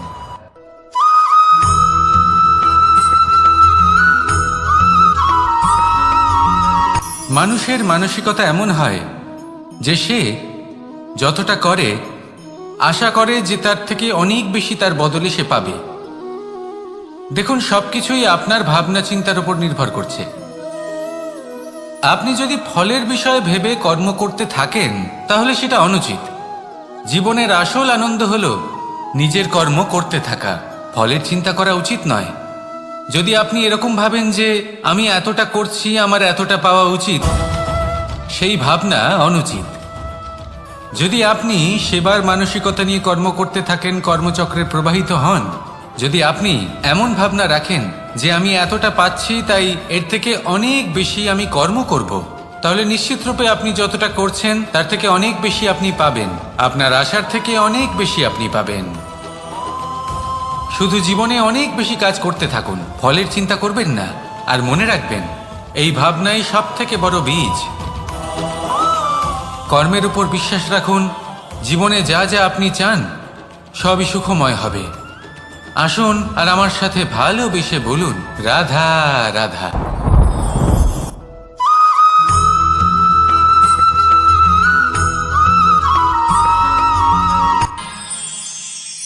আমরা সবাই সূর্যকে সম্মান কেন করি? কারণ আমরা জানি যে সন্ধেবেলা যখন সূর্যাস্ত হবে তখন শুধুমাত্র অন্ধকার বাকি থাকবে। ঠিক কিছুটা এরকমই হয় আমাদের মাতা পিতাও, যিনি আমাদের জন্ম দেন, আমাদের ভরণ পোষণ করেন, আমাদের বড় করেন, আমাদের প্রেম প্রদান করেন। কখনো কখনো তাদের মুখ থেকে কটু কথা নিঃসৃত হয়, আমাদের দুঃখ হয়, কিন্তু তখন আমাদের এটা বোঝা উচিত এগুলি নিঃসৃত হচ্ছে আমাদেরই মঙ্গলের জন্য।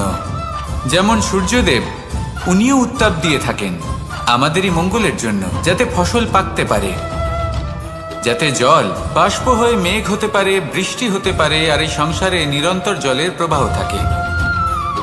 আমাদের মাতা পিতা, তাদের কঠোর আচরণ, তাদের কঠোর অনুশাসনের পেছনে লুকিয়ে থাকে ওনাদের ভালোবাসা। আমাদের তা বুঝতে হবে, সসম্মানে ওনাদের গ্রহণ করতে হবে। কারণ ঠিক সূর্যাস্তের পরে যেমন চতুর্দিক অন্ধকারচ্ছন্ন হয়ে যায়, তেমনি আমাদের জীবন থেকে যখন আমাদের মাতা পিতা চলে যায় তখন আমাদের জীবনেও শুধু এবং শুধুমাত্র অন্ধকারই ছেয়ে থাকে। সেই জন্য নিজের মাতা পিতাকে সম্মান করুন, ওনাদের ভালোবাসা প্রদান করুন। এই মন আর এই জীবন প্রসন্ন হয়ে বলবে, রাধা রাধা।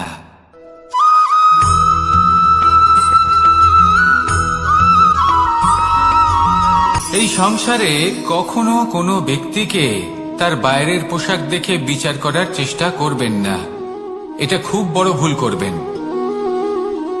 যেমন আমরা জীবনে অনেক সময় এমন করি, ধরুন কোথাও একটা গাছ দেখলাম, খুব বিশাল আকারের একটা গাছ, যেটা মাটির থেকে অনেক উঁচুতে পৌঁছে গেছে, যার বিশাল শাখা আছে। সেগুলো দেখে আমরা ভাবি যে এই গাছে হয়তো কত সুস্বাদু ফল আছে, আমরা সেই গাছের পরিচর্যা করতে থাকি। আবার অন্যদিকে হলো একটি তৃণ, যেটা মাটি থেকে কিছুটা উঁচুতে পৌঁছেছে, কিন্তু সেই তৃণর নিচে, মাটির নিচে অত্যন্ত সুস্বাদু ফল বা সবজি জন্ম নেয়, যা আমাদের স্বাস্থ্যের পক্ষে অত্যন্ত উপকারী। সেই জন্য কখনো আবরণ দেখে কাউকে বিচার করতে চেষ্টা করবেন না। তার বদলে এটা বোঝার চেষ্টা করুন যে আপনার সামনে যে ব্যক্তি আছে বা বস্তু আছে তার বিশেষত্ব কি। যদি এই বিশেষত্ব বোঝার ক্ষমতা আপনি অর্জন করেন, যদি এই শিল্প আপনি নিজের ভেতরে জাগ্রত করেন, তাহলে এই সংসারে বিশেষত্ব কি সেটা আপনি জানতে পারবেন। আর এই সমস্ত খেলা দৃষ্টি থেকে নয়, দৃষ্টিভঙ্গি থেকে জন্ম নেয়। দৃষ্টিভঙ্গি সবসময় শুভ রাখুন আর আমার সাথে ভালোবেসে বলুন, রাধা রাধা।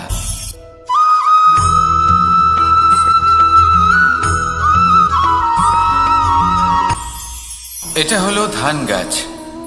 এর থেকে যে চাল উৎপন্ন হয় তা মানুষ গ্রহণ করেন। আর এটা কি? এ হলো জংলি ঘাস। একবার ভেবে দেখুন, যদি এই জংলি ঘাস ধান গাছের আশেপাশে থাকে তাহলে কি হবে? ধান উৎপন্ন হতে পারবে? তা উৎকৃষ্ট হতে পারবে? আমরা কি তা গ্রহণ করতে পারবো? কখনোই নয়। এই জংলি ঘাস ধানকে নষ্ট করে দেবে, কিন্তু নিজে জীবিত থাকবে। এটাই হলো আজকের শিক্ষা। এই সংসারে যদি আপনি নীতির পথে চলতে চান, উচিত কর্ম করতে চান, সংসারকে সেবা করতে চান, তাহলে জংলি ঘাসের মতো ব্যক্তিদের থেকে সবসময় দূরে থাকতে হবে।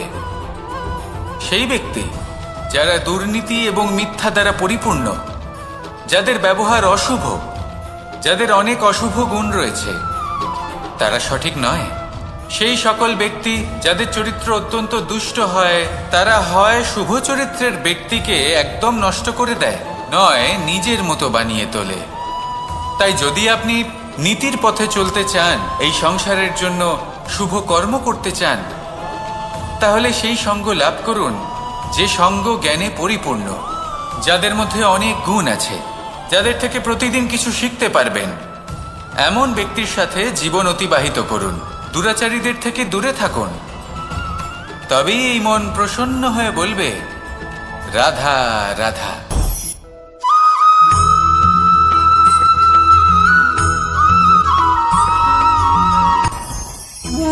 ভোজন। এবার ভোজন সংগ্রহ করার জন্য মানুষ কি না করেন, সব সময় চেষ্টা করতে থাকেন। ফসল উৎপাদনের জন্য অনেক পরিশ্রম করতে থাকেন, কিন্তু অনেক সময় অনেক পরিশ্রম করার পরেও ফসল ভালো উৎপাদন হয় না। এর কারণ কি? কারণ হলো এটাই যে আপনি পরিশ্রম হয়তো অনেক করেছেন, কিন্তু আপনার নজর তো সেই বীজের দিকে ছিলই না যা আপনি রোপণ করেছেন। সেই জন্য সব সময় কোনো বীজ রোপণ করার আগে তাকে পরখ করে দেখুন, তা অত্যন্ত আবশ্যক। আর সেইভাবেই যখনই কোনো কর্মের প্রশ্ন আসে, তাহলে সেখানে শুধুমাত্র পরিশ্রম যথেষ্ট নয়। সেই কাজের প্রতি আপনার কর্তব্য কি, আপনার উদ্দেশ্য কি, সেটা জানা হলো অত্যন্ত গুরুত্বপূর্ণ। তাই কর্ম করুন, কিন্তু সেই কর্মের প্রতি আপনার যা উদ্দেশ্য তার মাহাত্ম্য বুঝতে চেষ্টা করুন। তাহলে আসুন আমার সাথে ভালোবেসে বলুন, রাধা রাধা।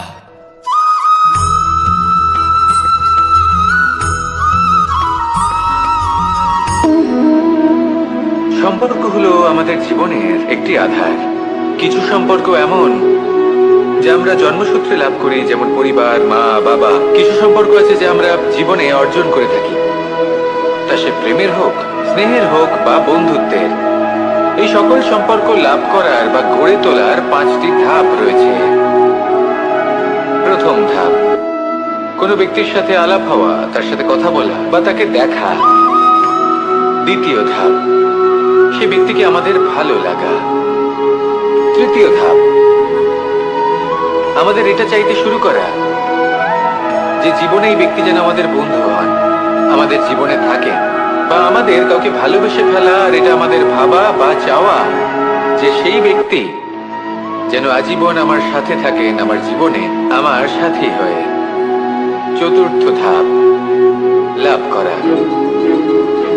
এবার এই ধাপটি অনেক মানুষের পক্ষেই খুবই সরল হয়, বড়ই সরল ভাবে নিজেদের সঙ্গীকে লাভ করে থাকেন। কিছু মানুষের জন্য এই ধাপ অত্যন্ত কঠিন হয়ে থাকে। অনেক প্রতিকূল পরিস্থিতির উপর জয়লাভ করে তারা সঙ্গীকে লাভ করেন, কিন্তু লাভ অবশ্যই করেন। এরপরে আসে পঞ্চম, অন্তিম এবং সব থেকে গুরুত্বপূর্ণ ধাপ। সেটা হলো সেই সম্পর্ক পালন করা। এটা হলো এমন এক বিষয় যা প্রত্যেক মানুষের শেখা উচিত। যদি ব্যক্তি নিজের জীবনে সম্পর্ক রক্ষা করতে শিখে যান, তবে প্রত্যেক সম্পর্ক তার জীবনকে স্বর্গ করে তুলবে। আসুন আর আমার সাথে ভালোবেসে বলুন, রাধা রাধা।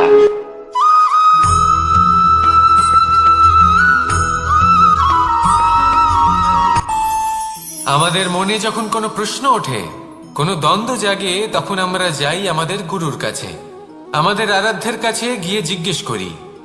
এইভাবেই একদিন আমি পৌঁছলাম আমার আরাধ্যের কাছে, আমার মহাদেবের কাছে, আর ওনাকে প্রশ্ন করলাম যে মহাদেব, জীবনে আনন্দ পাওয়ার, উৎসব পালনের, প্রেম ভাগ করে নেবার, জীবনকে উপভোগ করে নেওয়ার সর্বশ্রেষ্ঠ সময় কোনটা?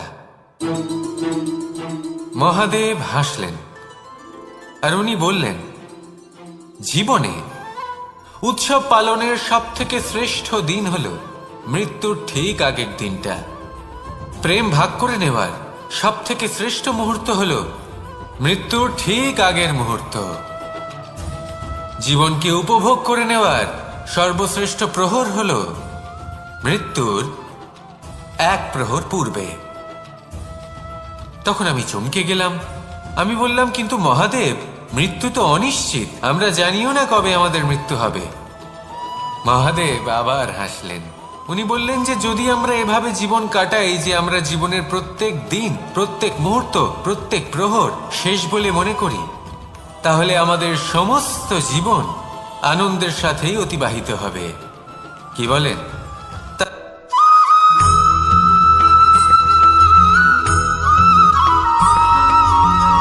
এই সংসারে কোনো বস্তু হোক বা ব্যক্তি হোক, তার একার গুরুত্ব কিন্তু খুব বেশি নয়। একটা উদাহরণ হিসেবে বৃষ্টির ফোঁটাকে ভেবে দেখুন। যদি একটি বৃষ্টির ফোঁটা হয় তাহলে তার খুব বেশি গুরুত্ব থাকে না, কিন্তু যখন সহস্র বৃষ্টির ফোঁটা মেঘের মধ্যে দিয়ে ঝরে পড়ে, তখন সেটা বর্ষার রূপ ধারণ করে। সেই বর্ষা যা এই প্রকৃতিকে শান্ত করে। সেইভাবেই পাথরের ছোট টুকরো, তার খুব বেশি গুরুত্ব থাকে না, কিন্তু যখন অসংখ্য পাথরের টুকরো একত্রিত হয় তখন তা পর্বতের আকার ধারণ করে। সেইভাবেই কিছু মানুষ যখন একত্রিত হন তখন তৈরি হয় পরিবার, কিছু পরিবার যখন একত্রিত হয় তখন তৈরি হয় সমাজ, যখন অনেক সংখ্যক সমাজ একত্রিত হয় তখন তৈরি হয় রাজ্য। এবার এই রাজ্যের সব থেকে গুরুত্বপূর্ণ ব্যক্তি হতে পারেন রাজা, কিন্তু তাও সেই রাজা একা কিছু করতে পারেন না। যুদ্ধ লড়ার সময় তারও নিজের সৈন্যদলকে প্রয়োজন পড়ে। কিন্তু এই সংসারে এমন একজন ব্যক্তি আছেন যিনি একাই সব কাজ করতে থাকেন, এবং সেই ব্যক্তি হলেন মা। আমাদের জীবনে একজন পিতার ভূমিকা কিন্তু নিঃসন্দেহে অমূল্য, কিন্তু আমাদের সকলের জীবনে যে ভূমিকা একজন মায়ের তা অন্য কারোর থাকে না। একজন মা একাই সন্তানকে বড় করতে পারেন, সংস্কারী করে তুলতে পারেন, তার জন্য পরিশ্রম করেন। আর এত কিছু কাজ করার পরেও তার কাজের জন্য তিনি প্রশংসা অবশ্য পান না। উল্টে যদি সেই সন্তান অনুচিত পথে চালিত হয়, অনুচিত কর্ম করে, তখন সেই মাকেই অপবাদের পাত্র হয়ে উঠতে হয়। আমাদের জীবনে মায়ের যোগদান কতটা সেটা বুঝুন। আপনাকে বড় করে তোলার জন্য উনি কতটা পরিশ্রম করেছেন সেটা বুঝুন। আজ থেকে, এখন থেকে, এই মুহূর্ত থেকে মাকে সম্মান করতে শিখুন। যখন সময় পাবেন, যখন সুযোগ হবে, তখন তার প্রশংসা করুন, ওনারও ভালো লাগবে। আর মায়ের এই মমতার জন্য, তার এই ভূমিকার জন্য আসুন সবাই মিলে আমরা তাকে প্রণাম করি, আর সকলে মিলে ভালোবেসে বলি, রাধা রাধা।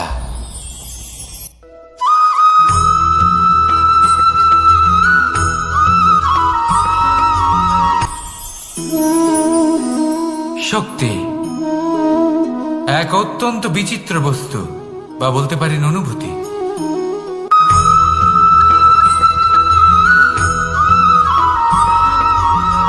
বাহ, পুষ্পের সুবাস আমার খুব ভালো লাগে। অত্যন্ত সুন্দর হয় এই পুষ্প। এইভাবে চারিদিকে পুষ্প দেখে মন আনন্দিত হয়ে ওঠে। এবার আপনারা ভেবে দেখুন, আমার চারিদিকে পুষ্প নয়, আগুন আছে। তাহলে কি হবে? আমার শরীর কি জ্বলে যাবে না? অবশ্যই জ্বলবে। শরীরকে কি আগুনের তাপ সহ্য করতে হবে না? অবশ্যই সহ্য করতে হবে। এটাই হলো প্রকৃতির নিয়ম। এই নিয়ম কিন্তু আমরা সবাই জানি, কিন্তু আমাদের মধ্যে বেশিরভাগ মানুষ এই বিভ্রান্তি নিয়ে বাঁচি যে এই যে প্রকৃতির নিয়ম, তা আমার ওপর প্রযোজ্য নয়। তা কিন্তু নয়।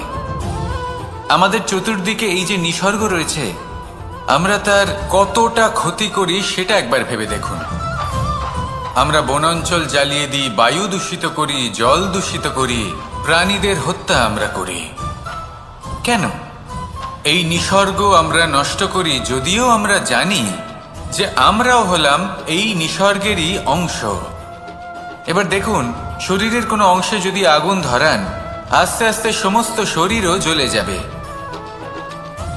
সেইভাবেই নিসর্গ যদি নষ্ট হয়ে যায়, তাহলে মনুষ্য জাতিও নষ্ট হয়ে যাবে। তাই এই যে নিসর্গ আপনি দেখছেন, এই পুষ্প, এই বৃক্ষ, বায়ু, জল, এদের সকলকে রক্ষা করুন, নষ্ট নয়। মনে রাখবেন, যদি নিসর্গ থাকে মানুষ থাকবে, যদি নিসর্গ থাকে তাহলেই জীবন থাকবে। আসুন আমার সাথে ভালোবেসে বলুন, রাধা রাধা। এই সংসারের সব থেকে বড় সুখ কি? কেউ বলবেন নিজের লক্ষ্য প্রাপ্ত করা, কেউ বলবেন ধন উপার্জন করা, কেউ বলবেন নিদ্রাই সব থেকে বড় সুখ, কেউ বলবেন রাজ্য লাভ করা, আবার কেউ বলবেন মাতার হাত থেকে খাবার খাওয়া, আদি ইত্যাদি। কিন্তু যদি সত্যি কথা বলি, এই সংসারের সব থেকে বড় সুখ হলো সেবা করা। কখনো কাউকে সেবা করে দেখুন। এই সেবা দ্বারা অন্য কোনো মানুষের আশীর্বাদ লাভ করাতেই সুখ রয়েছে। আপনার সেবা ভাব দ্বারা যখন কোনো মানুষ নিজের অন্তরাত্মা থেকে আপনাকে আশীর্বাদ করে, তার থেকে বড় সুখ আর কিছুই নেই। কারণ প্রত্যেক মানুষের মধ্যে ঈশ্বর বাস করেন। নরের সেবাই হলো নারায়ণের সেবা। নিষ্কাম সেবা করাই হলো সব থেকে বড় সুখ। তাই নিজের অন্তরে সেবার এই ভাব জাগ্রত করুন। যে সুখের কথা আমি বলছি, সেই সুখ অনুভব করেই দেখুন। এই মন সুপ্রসন্ন হয়ে বলবে, রাধা রাধা। এই সংসারে সবাই বলেন, আমি অর্জুনের মতো হয়ে উঠতে চাই। সবাই চায় যে তারাও যেন অর্জুনের মতো গান্ডীব লাভ করে। তারাও চায় যে তাদেরকেও মহাদেব এসে পশুপতি অস্ত্র দান করবেন। তারাও এটাই চায় মহাভারতের মতো মহাসংগ্রামে বিজয়ী হতে। কিন্তু সবাই ভুলে যান যে অর্জুন যা হতে পেরেছিলেন সবকিছুই অর্জন করেছিলেন। যদি আপনিও অর্জুনের মতো গান্ডীব লাভ করতে চান, তবে আপনাকেও তার মতোই শ্রেষ্ঠ কাঠ নির্বাচন করতে হবে। সেই কর্ম আপনাকেই করতে হবে। তার প্রত্যঞ্চা যাতে তীব্র হয়, তার জন্য আপনাকে সর্বশ্রেষ্ঠ দড়ি খুঁজে বের করতে হবে। আপনার বাণ যাতে ঘাতক হয়, সেই জন্য আপনাকে নতুন নতুন ধাতু খুঁজে বের করতে হবে। সেই শিক্ষা আপনাকে লাভ করতে হবে, তবেই আপনার ইচ্ছে পূর্ণ হবে। অর্জুন হওয়া বড়ই সরল, যদি আপনি কিভাবে অর্জন করতে হয় তা জানেন। শুধুমাত্র স্বপ্ন দেখেন যারা, তারা কখনোই অর্জন করতে পারবেন না। কিন্তু যদি কেউ অজ্ঞাতবাস ভোগ করতে পারে, যদি কেউ লাক্ষাগৃহ থেকে পালিয়ে বাঁচতে পারে, যদি কেউ কঠোর তপস্যা করতে পারে, প্রতীক্ষা করতে পারে এবং পরিশ্রমও করতে পারে, তাহলে সে অর্জুন অবশ্যই হয়ে উঠবে। যদি আপনি অর্জুন হয়ে উঠতে চান, তাহলে কর্ম করতে শিখুন। আর আমার সাথে ভালোবেসে বলুন, রাধা রাধা। জীবন থাকলে লক্ষ্য অবশ্যই থাকবে। যদি লক্ষ্য থাকে, তার পথ অবশ্যই থাকবে। যদি পথ থাকে, তাহলে বাধা অবশ্যই থাকবে। আর এর উপরেই নির্ভর করে যে আমরা জীবনে সফল হব না অসফল। পুরস্কারের ভাগীদার হব নাকি তিরস্কারের? মনে করুন আপনাকে একটা কাজ করতে হবে, আপনাকে পর্বত আরোহণ করতে হবে, আর সেই পথের ঢাল আপনাকে একাধিকবার ফেলে দেবে। পাথর আপনাকে একাধিকবার আহত করবে। এই অবস্থায় কি করবেন? সাধারণ মানুষ বেছে নেয় প্রতিশোধ। সেই পর্বতকে নষ্ট করে দেওয়ার চিন্তা ভাবনা করে, তার ভিতকে নড়িয়ে দেওয়ার কথা ভাবে সেই মানুষ। কিন্তু তাই জীবনে প্রতিশোধ নয়, পরিবর্তন বাছুন। বদলা নয়, বদল বেছে নিন। আপনার বাধা আপনার বন্ধু হয়ে যাবে। রাধা রাধা।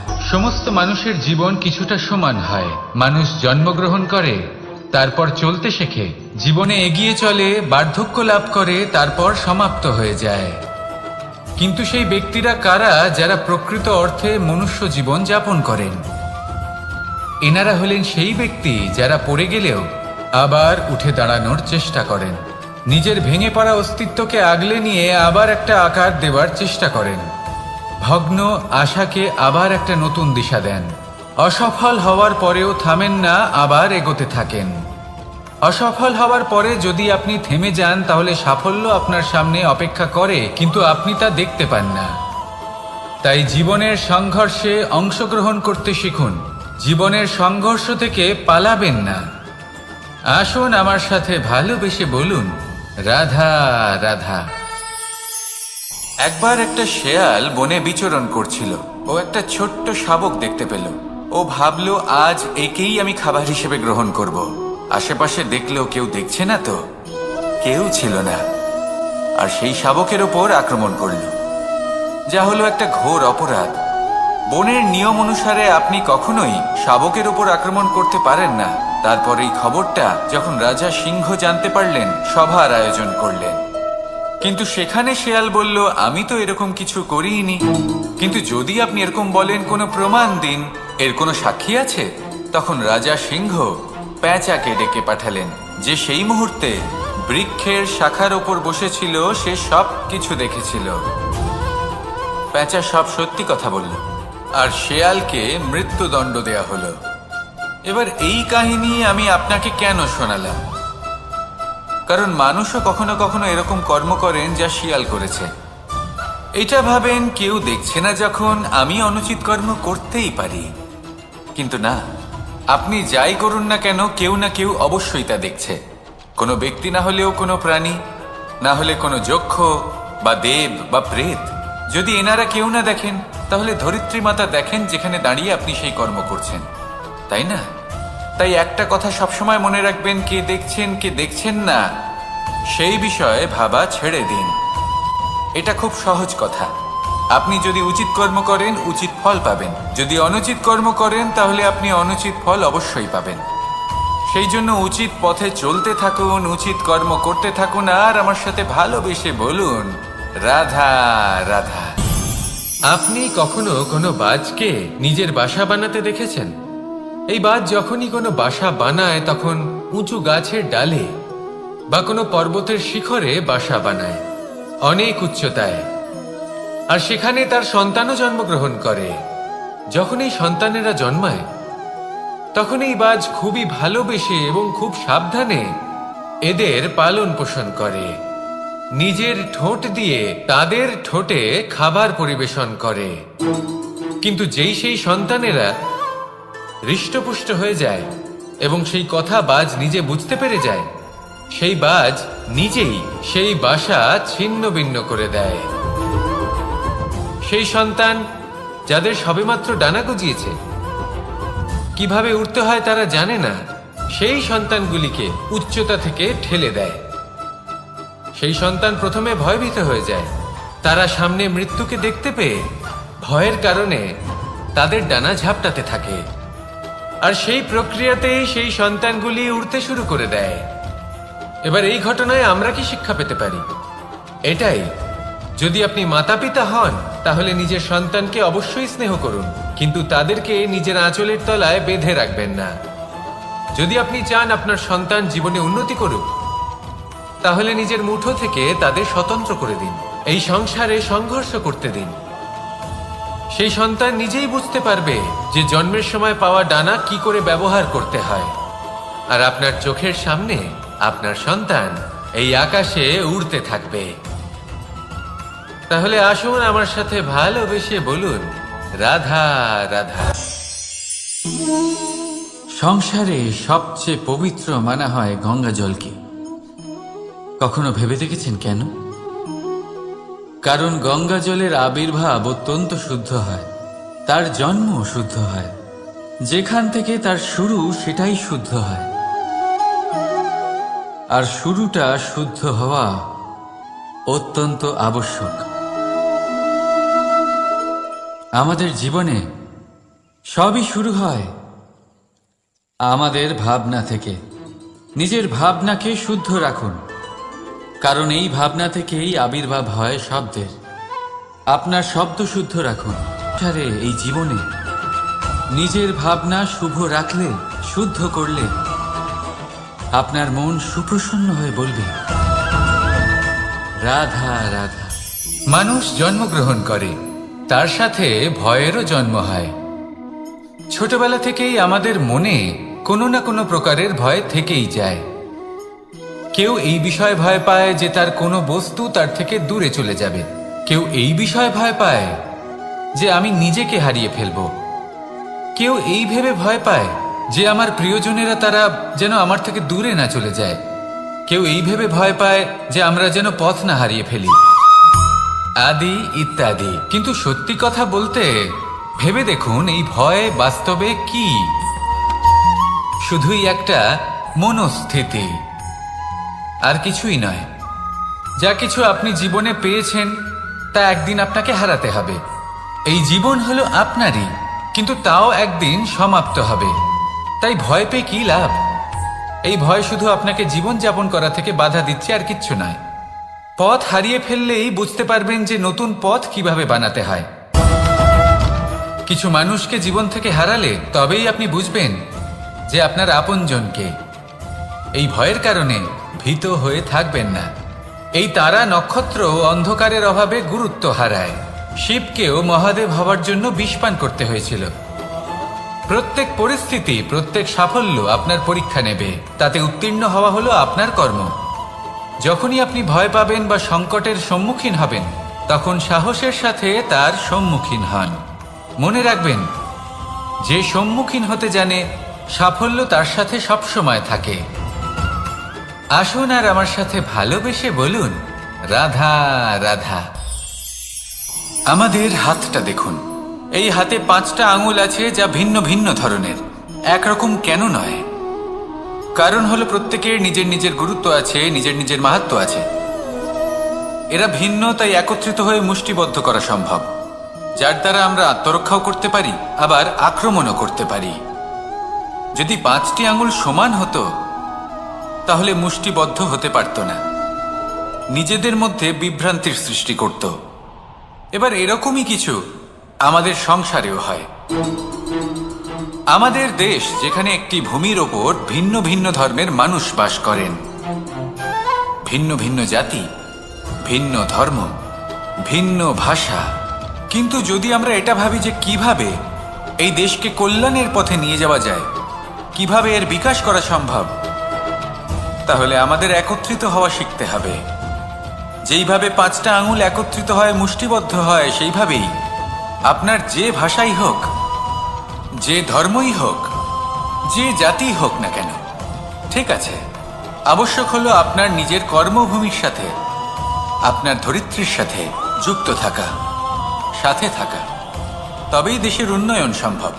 তবেই এই দেশ স্বতন্ত্র থাকবে, সফল হবে, আর এই মন প্রসন্ন হয়ে বলবে, রাধা রাধা।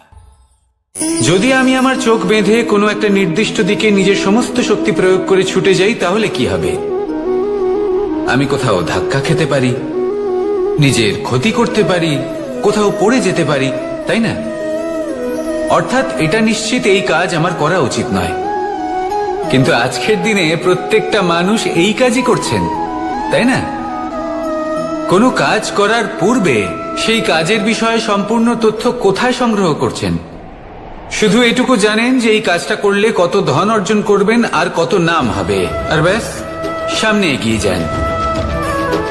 এটা উচিত নয়। পূর্ণরূপে যে কোনো কাজ করার আগেই সেই কাজের বিশ্লেষণ করে নেওয়া উচিত, তা বুঝে নেওয়া উচিত, এবং সেই বিষয়ে অবশ্যই খেয়াল রাখা উচিত যে আপনার শরীর এবং আপনার মন এই কাজ করার জন্য কি প্রস্তুত রয়েছে। যদি তা না হয় তাহলে প্রথমে নিজেকে শুধরে নিন, তারপরে সেই কাজ করুন। যদি এইভাবে জীবনে সামনে এগোন তাহলে সাফল্যের সম্ভাবনা জীবনে অনেক বেশি বেড়ে যাবে। তাহলে এটাই করুন আর আমার সাথে ভালোবেসে বলুন, রাধা রাধা। এই সংসারে সাফল্য লাভ করার জন্য জ্ঞানের প্রয়োজন হয়, পরিশ্রমের প্রয়োজন হয়, দৃঢ় নিষ্ঠার প্রয়োজন হয়, নিরন্তর চেষ্টা করা প্রয়োজনীয়। কিন্তু আরো কিছু আছে যা অত্যন্ত প্রয়োজনীয় এবং গুরুত্বপূর্ণ। তা হলো ভালো বন্ধু। তাদের থাকা অত্যন্ত প্রয়োজনীয়। যদি ভালো বন্ধু থাকে তাহলে সময় এলে তারা ঢাল হয়ে আপনাকে সুরক্ষা করবেন। সময় এলে অস্ত্রের মতো শত্রুকে সংহারও করবেন। যদি তিনি জ্ঞানী হন, তাদের মধ্যে সদ্গুণ থাকে, তাহলে এই সব গুণ আপনার মধ্যেও প্রবেশ করবে। তাহলে সাফল্যের জন্য ভালো বন্ধু পাওয়া অত্যন্ত প্রয়োজনীয়। কিন্তু শুধু বন্ধু কেন, ভালো শত্রুও থাকা প্রয়োজনীয়। এবার আপনি ভাববেন, এ আমি কি বললাম? যদি আপনার জীবনেও ভালো অর্থাৎ শক্তিশালী শত্রু থাকে তাহলে আপনিও শক্তিশালী হতে থাকবেন। এই শত্রু আপনাকে প্রেরিত করবে আরো বেশি শক্তিশালী হয়ে ওঠার। কখনো কোনো হরিণকে দেখুন, তীব্র গতিতে দৌড়তে থাকে। কেন তীব্র গতিতে দৌড়য়? এই কারণে নয় যে কোথাও তার জন্য মধুর ঘাস অপেক্ষা করে রয়েছে, না। সে এই কারণে তীব্র গতিতে দৌড়য় কারণ সেটা না করলে তার পেছনে একটি সিংহ আছে যে ওকে নিজের ভোজন করে ফেলবে। তাই জীবনে বিপদ, সংকট, এই সবকিছুও হলো অত্যন্ত গুরুত্বপূর্ণ। তার সম্মুখীন হতে শিখুন আর আমার সাথে ভালোবেসে বলুন, রাধা রাধা রাধা।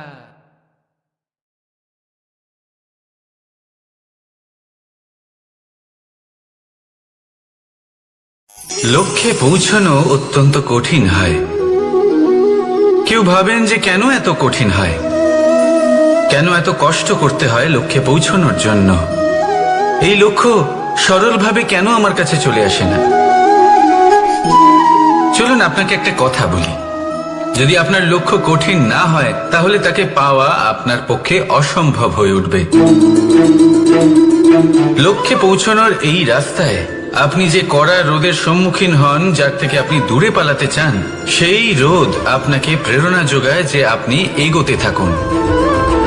ভাবুন একজন যাত্রী যে কিনা নিজের লক্ষ্যের দিকে যাচ্ছেন, সেই পথে উনি যদি একটু ছায়া পেয়ে যান আর উনি ওখানে বিশ্রাম নেন, তাহলে তার সাথে তার ভাগ্য গভীর নিদ্রায় সেখানে বিলীন হয়ে যায়। তাই এই পরিশ্রমের কড়া রোদের থেকে কখনো দূরে পালাবেন না। জীবনে শুধু সামনে এগোতে থাকুন দৃঢ়তার সাথে। আর লক্ষ্য সরল হোক, কঠিন হোক বা অত্যাধিক কঠিন হোক, একটা কথা মনে রাখবেন, যে জীবনের লক্ষ্যে পৌঁছতে পেরেছে সে লক্ষ্য প্রাপ্তির জন্য আফসোস কখনোই করে না। রাধা রাধা। ধৈর্য, এই ধৈর্য কি কোনো গুণ, কোনো অনুভূতি, কোনো দৃষ্টিভঙ্গি? আমার জন্য ধৈর্য এক বাহন। আপনি হয়তো ভাবছেন, এই কেমন বাহন? বাহন তো ঘোড়া হতে পারে, হাতি হতে পারে, উটও হতে পারে, কিন্তু ধৈর্যকে বাহন বানানো মানে? চলুন আপনাকে একটা কথা বোঝাই। পৃথিবীতে এমন কোনো বাহন নেই যে তার আরোহীকে আছড়ে ফেলেনি। সেটা উট হোক বা হাতি হোক বা ঘোড়া হোক, চলতে চলতে কখনো নড়বড় করেই বসে। তারপর সেই আরোহী পড়ে কারোর পায়, তারপর পড়ে তার নিজের নজরে। কিন্তু ধৈর্যরূপী বাহন কখনো কাউকে ফেলে না, কখনো না। না সেই আরোহী কারোর পায়ে পড়ে আর না তো নিজের নজরে। কারণ ধৈর্য আপনাকে বিবেক প্রদান করে, বিবেক আপনাকে পরিকল্পনায় সাহায্য করে, আর পরিকল্পনা প্রদান করে আপনাকে শক্তি আপনার লক্ষ্যের দিকে অগ্রসর হওয়ার। বুঝলেন? ধৈর্যকে সঙ্গে রাখুন, নিজেকে আরো ধৈর্যশীল করে তুলুন। এই ধৈর্যের সাহায্যে আরোহণ করে দেখুন কিভাবে এই বাহন আপনাকে আপনার গন্তব্যে পৌঁছে দেবে। রাধা রাধা।